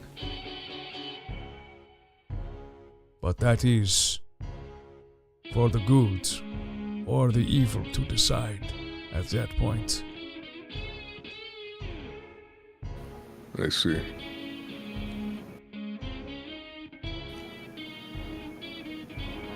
Will the creator then, I assume, choose your successor eventually? I don't know if there will be a successor, Thames. I see. Well, if we're in a situation, I'm damned if we do, damned if we don't. I suppose we choose the one that damns Soliet with us. I couldn't agree more, Thames! I'm just happy I heard it from your mouth. And as you state this, Orphoden attempts to bring his massive hands down upon the Husk Dragon. However, a large kind of protective aura surrounds the entire arena and bashes off against the top of it. And the Husk Dragon looks up and states, This is a human matter. There cannot be any divine interference in such things. You don't think I realize that? Then it is so. I, Orphoden, revoke my godship, and I join my fellow men in arms. One last fight with one last dragon to seal your pitiful fate. And Forfoden hot drops from the sky. Let me grab his token here. Bro decided to drop tilted right at the right moment. He drops from the sky itself, as if from a very, very long distance away. He rides a star into combat and crashes it down into the ground in front of you. Thames, he goes up to your chest, and he is going to bash it with his hand. Oh shit. Oh shit, okay. And then let me roll this really quickly. He takes his two functioning arms and brings them both down on your chest, revitalizing you and bringing you back for 3 HP. Big. Immediately he is met with kind of the burn that exists inside the arena here. And he says, It's surprisingly more painful to be nickel than I thought. But it is no matter. My body may burn, and my flesh may rot away. But at the very end of the day, your fate is sealed. And he points to the dragon. Now get up, my brother. Let us fight them one last time together. And Thames will stand up. Alright. Let me roll initiation for Forfoden. And you will have his sheet. He rolls an 8 for initiation.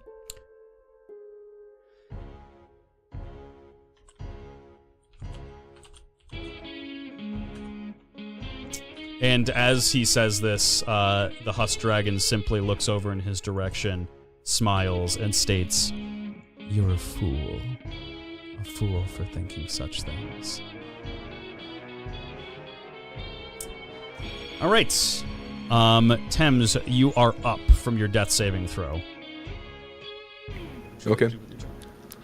What I will do is I'll let Slythe have the Husk. Does it look particularly badly injured? Look like it will die soon? Let me look at it for you. It looks like it's doing decently well. It's taken a decent amount of damage away, though. So it's kind of hanging in there, but it's looking pretty good still. Okay. I will attempt to hit it with one of the hammers of Credo. Okay.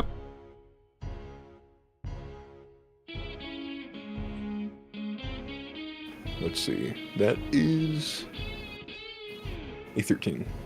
13 will actually miss. Okay. Then I'll hit it with the other hammer of Credo. Okay. That is a 17. Yep, that'll hit for sure. And that is 14 points of fire towards it. How much was it? 14? Yep. All right. And I will shoot a bolt from Credo at the Husk Dragon.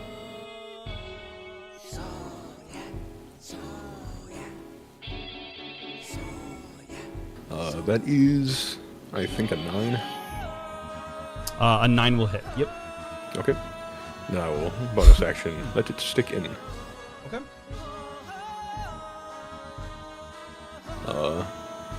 And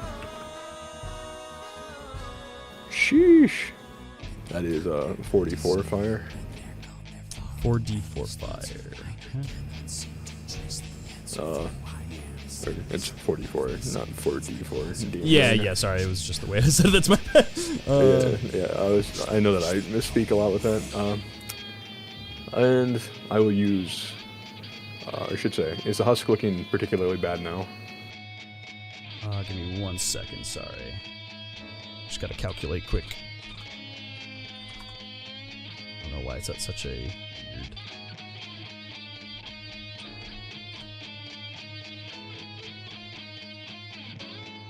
Hey cat, give me a war cry.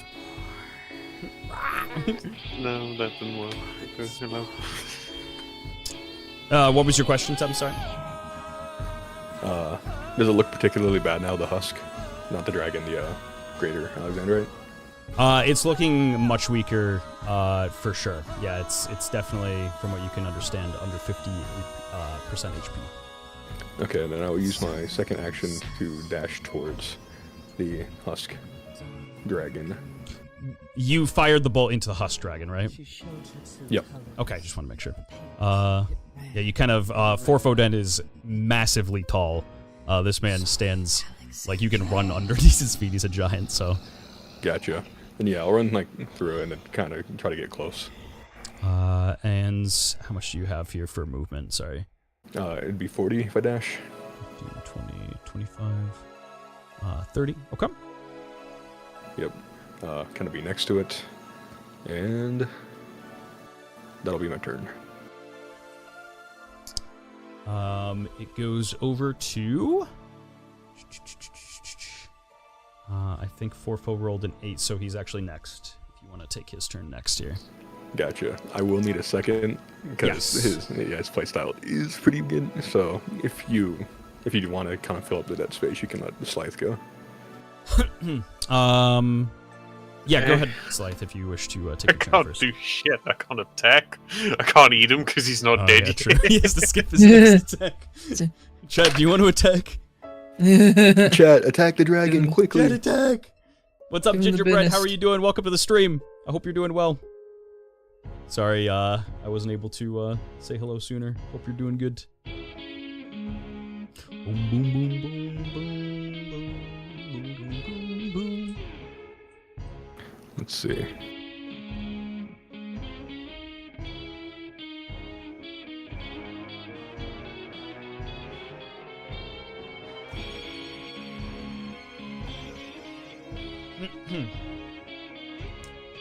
Dong, dong.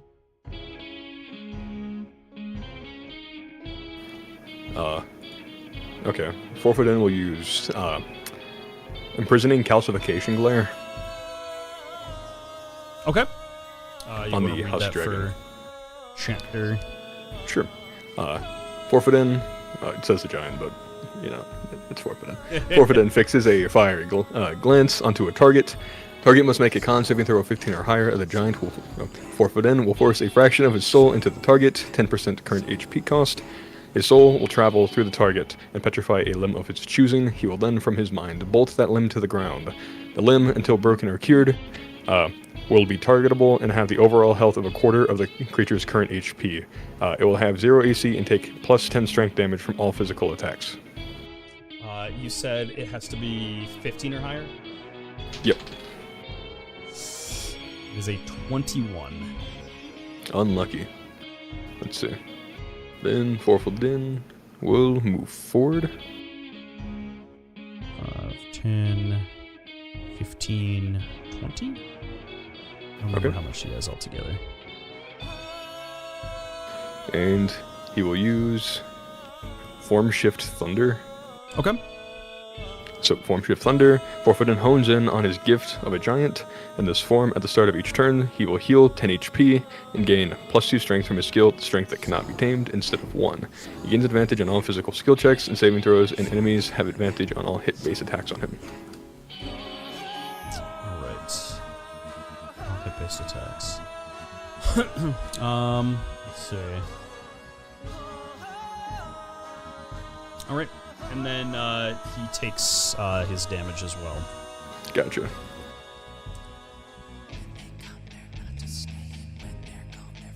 Alright. Anything else? I guess I should ask. The fire goes straight to HP, right? Yes. Yep. Gotcha. Yep, so I had to bonus to his strength. Let's see. Making sure that I have everything done.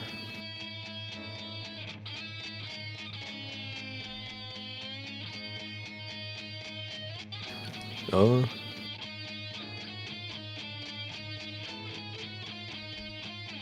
don't think he has another attack, so correct me if I'm wrong, but Yeah, I think that is all for his attack. Actually, let me see.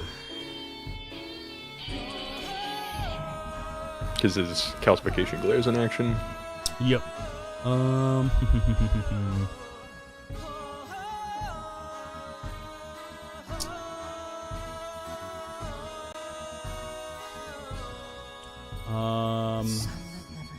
You do have yep, you used your bonus action. So yeah, that would be all. Yep.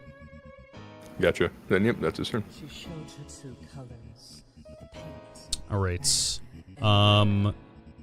It goes to Mr. Slythe, who does not have an action. Is stealthing a bonus action? Yes. Okay. I will roll stealth. Not for the husk, for the dragon. Okay. I roll a 23 altogether. Husk Dragon, 16. Right, so that thing loses track of me in the background of the fucking giant. It's standing right in front of it, towering. Rex? Maybe I'll lose. Maybe I'll have the husk roll for me too. Yeah, I was gonna say anything. You can do it for pretty much anything here. So, the husk rolls. Sheesh. A -1. So you're also invisible to that. Do I get my reaction attack if he moves out of range? Yes, yeah. Should he move out of range? Yep. Ah, there's something. I'll just position. I'll essentially. I'm imagining. You know, like in the cartoons when the one character activates maximum stealth, just stands right behind the guy and moves right behind him. Yeah, that's where I am right now on this husk. That's my turn. Alright. Goes over to the Husk Dragon. It doesn't get a turn of attention. It is going to use...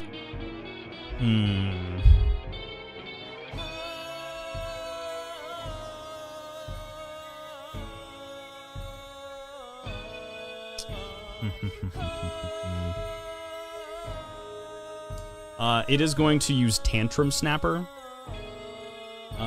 into 4 different 10-foot squares. Doesn't know where you are, so I'm gonna have it roll the other ones at random. But it's gonna roll 2 on. It's gonna roll 1 on Thames and 1 on Forfoden. I need. Let's see. It's +2 to hits. So on Thames, that is a nat 20 on Thames. What kind of damage does it do? This does strength damage. I'm immune. Okay, perfect. And on Forfoden, Let's see. a 12. He has a 5 AC, so yep. It's 3d20 strength damage. As it brings its fist down onto Forfoden, the dragon speaks. I've always wanted to hurt a god. I've always wanted to break its bones. I suppose this will be a play test for the real thing. Let's see. I used ND Momentum. Okay. And this armor takes 20 or more damage from a melee attack from the weapon, whether organic or material, will be caught inside a massive dent that is made. The armor then crushes down on the weapon like a mighty maw. If the weapon is a material weapon, it is automatically broken. Some exceptions. If the weapon is of the creature's body, then they will take 3d12 strength damage. Any subsequent damage taken to the armor after is doubled. Alright, it rolls 27 on the strength damage factor. Okay. So it's... Let's see. And it will take... Let's see. 4, 8, plus 9. So 21. 21. Let's see. Damage. Okay. Yep.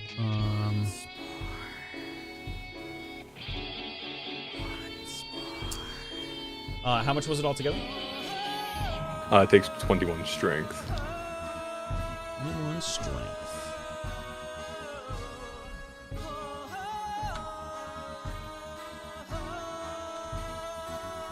Alright. And it comes crunching down on its fist. I'm gonna have it roll a Constitution saving throw. She showed her true colors. Let's see. It hits a 20 on the con saving throw. Let's see. Let me give you 1 second here. You could have the con save equal to damage. No, I'm just kidding.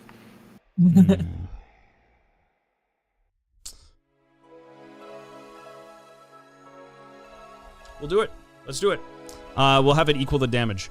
Yeah, it breaks the dragon's fist as it kind of brings it into the armor. The armor comes crunching down and breaks a couple of the dragon's fingers.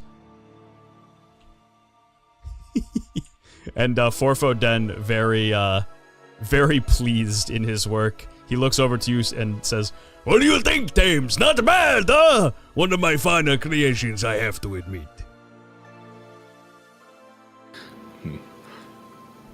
Perhaps Forford and I shall carry on part of your legacy by making that if I get out of here. Well, I won't be able to stop you.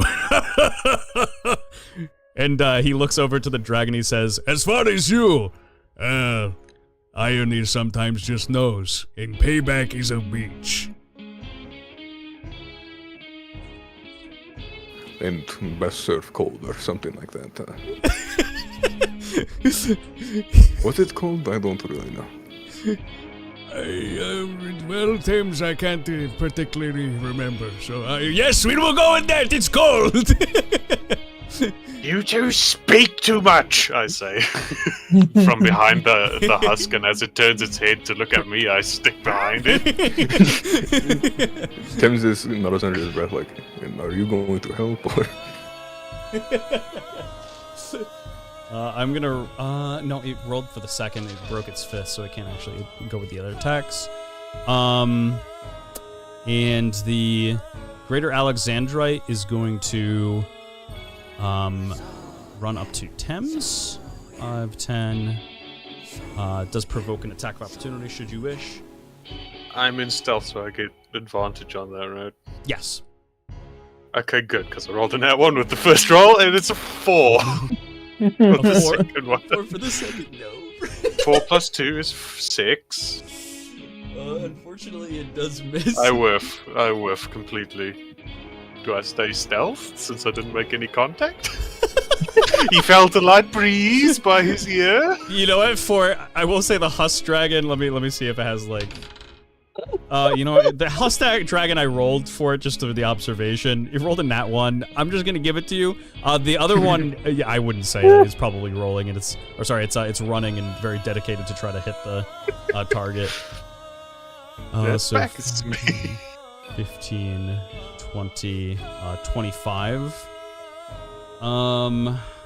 Let's see. Greater Alexandrite Husk. It's going to use.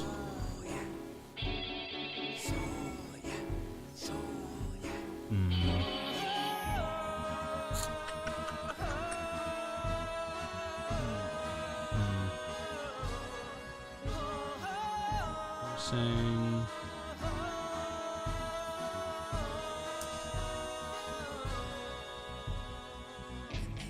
Do I want to use here?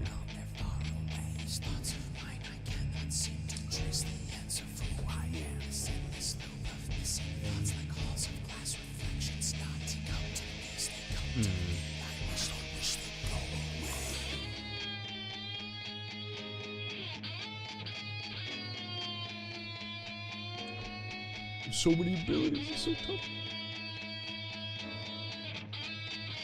I think I'll have to go with the classic. It's going to use its Fleshborn Sawsword to bring into Thames. Okay.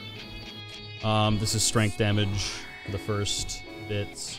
If target is struck, the wielder can use a bonus action to create a rift, but let me see if it actually hits you first. A 7 altogether.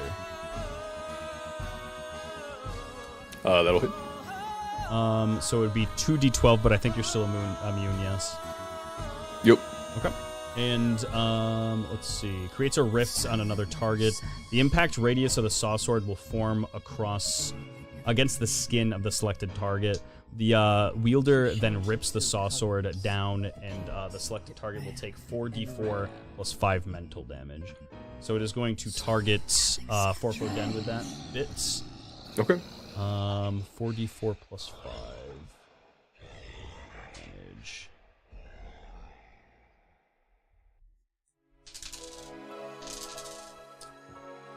3, 4, 8. That is 13 mental damage. Gotcha. And that'll be this thing's turn. And it goes back to top of the order. Mr. Thames. Gotcha. I'm about to die, so I think I should hit it a lot. I'm gonna ignite Kratos with the fire on 4-foot. Okay. That's fucking awesome. I love it. And all these are going straight into the husk. Let's see.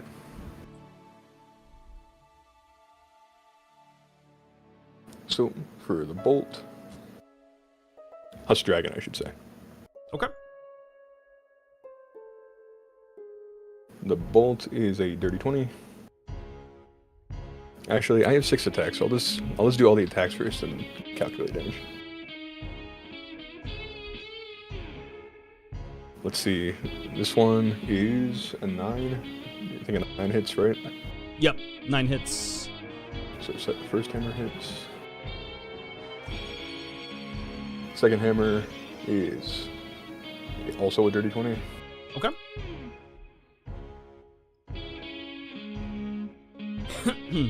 The bolt is a natural 20.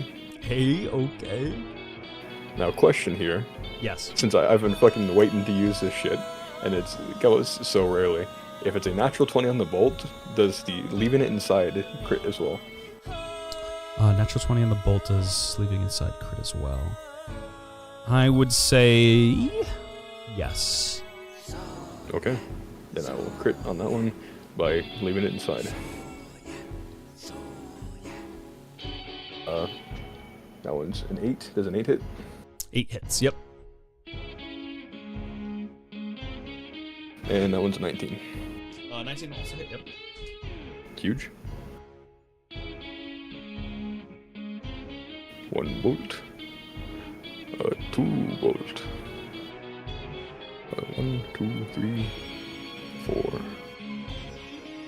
They all have +5 to their damage because I've been hit that many times.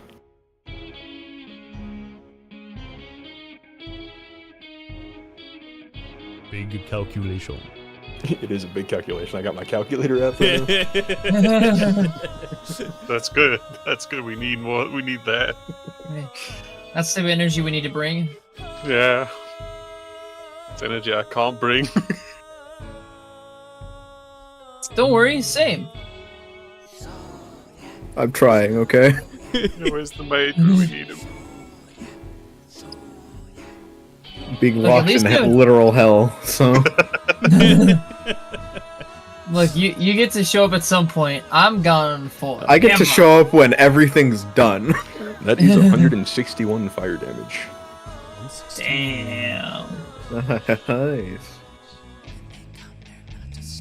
I'm sure it probably barely scratches it, but you know, hopefully it helps. You said 161? Yep. Not too bad. When did you do that soul damage? It did a lot. I tried using it and then basically told me, hey, you're killing everybody inside, maybe don't do that.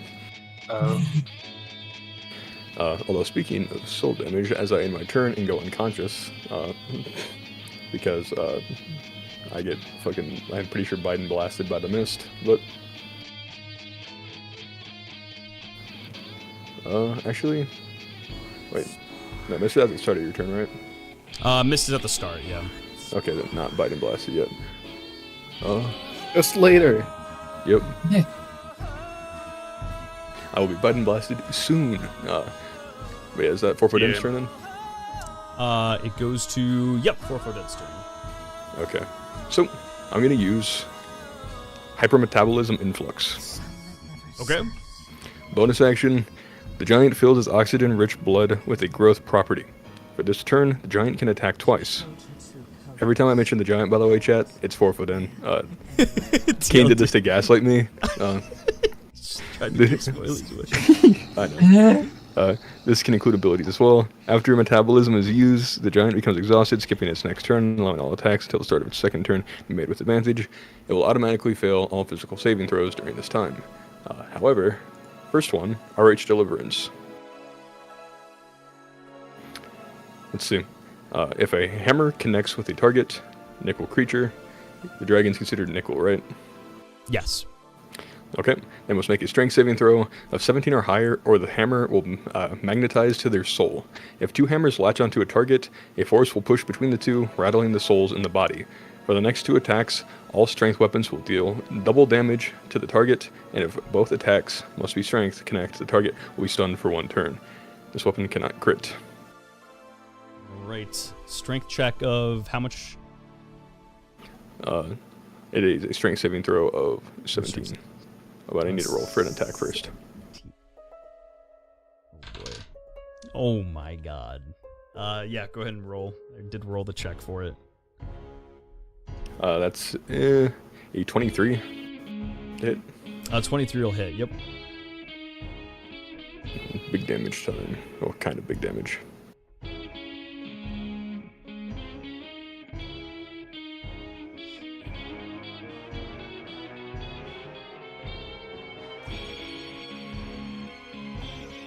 Uh, 18.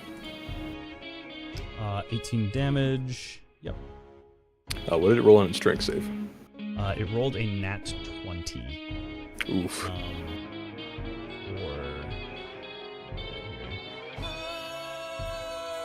It rolled a nat 20 for 35. I think they made it. Let's see. Does RH Deliverance hit 4 times? I think we talked Yes. about. Yep. Okay. Since he has 4 arms, it hits 4 times. Oh, then it probably is gonna have to make a few more of those. Okay. That is a natural 20 on my side. Yep. That is a 13. No, sorry, 12. 12 will hit as well. And that is Okay. And that is a dirty 20. And a dirty 20 will hit as well. It fails one of them. Okay. Well, I got 4 more of them.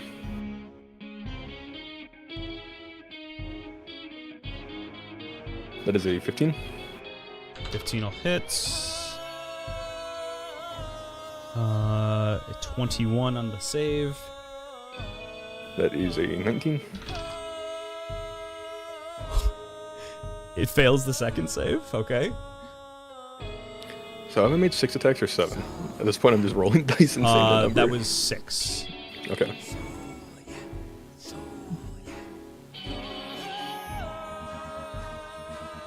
That one's a 13. That'll hit. Yep. Passes with a 24. By the way, if 2 hammers latch onto it, a force will push between the 2 of them, rattling the souls in the body. For the next 2 attacks, all strength weapons will deal double damage to the target, and if both attacks connect, target will be stunned for 1 turn. Oh, okay. So yeah, it just has to hit with 1 more, I think. It hit him twice. Or Oh, it latched on did. twice. That fucking last one's a nat 20, baby. Okay, huge. Let's go. So it should be stunned for its next turn too, as well, I believe, right? Yep. Yep. Holy. Good turn, man. Not me. 4 foot in. Hey, you were rolling it. Yeah, but only one It of also us here really decides helps he has a what fucking strength plus damage. 5 to hit. Fair. Anyways, let's see. 18. Naked cowboy. 18 naked cowboy. Jesus. Plus that. Plus that. Sun that never sets. Plus that. Sheesh. She showed her true colors. That is It ran and red. making sure I'm calculating that properly. That is 257 points of damage. 257. Oh, come on. And it is just stunned. And 257. Oh, man, dude. Yeah, if you deal quite a lot of damage to it. So as Forfo Den is laying into this thing with several hammers at once, you hear him just scream, Richard, give me strength, an honorable weapon to defeat a most dishonorable enemy. and he lays into this thing for a massive amount of damage. Checking to see if there's anything else I can do.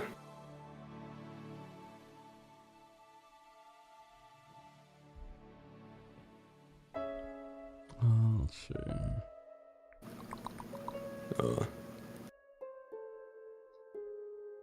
Where's your solar beam?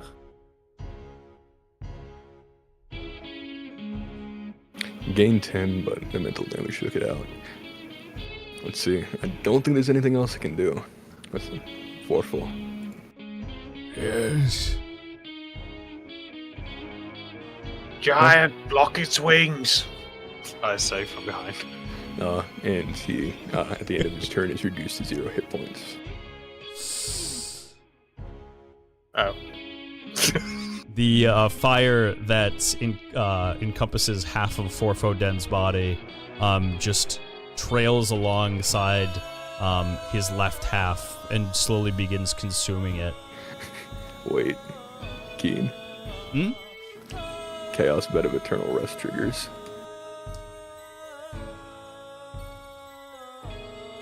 I will say here and now, I hate to say it on a good one for it to actually happen, but for this fight, because you were so...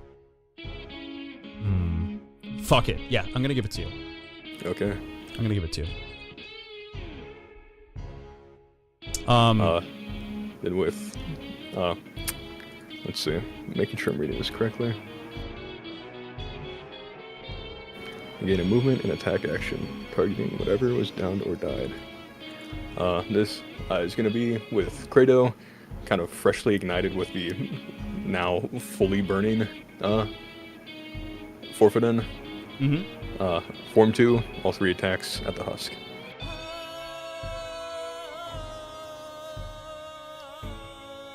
Right. That is a 16. 16 will hit. That is a 14. 14 will also hit. And that is a 15. Yes, that also. I don't have a bonus action, so I can't leave it in, unfortunately. But it is damage. I love me some damage. Strength damage as well. No, it's fire. Oh. Never mind. Also, I thought it was strength and fire. in the Form 1, it's strength and fire. If it's at Form 2, it's just fire. Makes sense. Let's see. Let me check something real quick. Need to look at the Dead Gods sheet. God. So Slice just says, "Go stand by its wings," and then it just falls, and he goes, "Oh." Okay, yeah, his Arch Deliverance thing has already been consumed. The double damage, no longer. Yep, with that, I do... +6, +10, +6. Not 10. Plus 47 points of fire. 47 points of fire.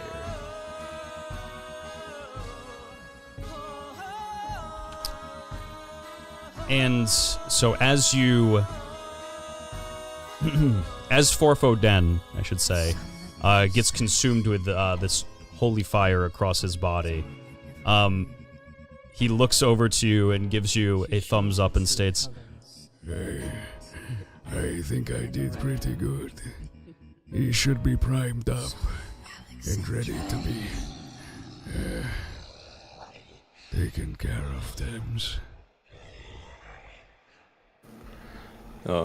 Tim's kind of on the brink of death himself. Will look over, kind of take the fire, almost, well, yeah, pretty blatantly symbolically, take the fire onto Credo and say, of course, rest well forth with them. Perhaps you of all the gods deserved it the most. What I did was child's work. What the people of Nickelmensha do each day, and how they persevere without power in their pockets, that is the true. And kind of as he dies, and before I make the attack, I'll say, if they didn't have power in their pockets, then why do all these fucking people try to take what they have?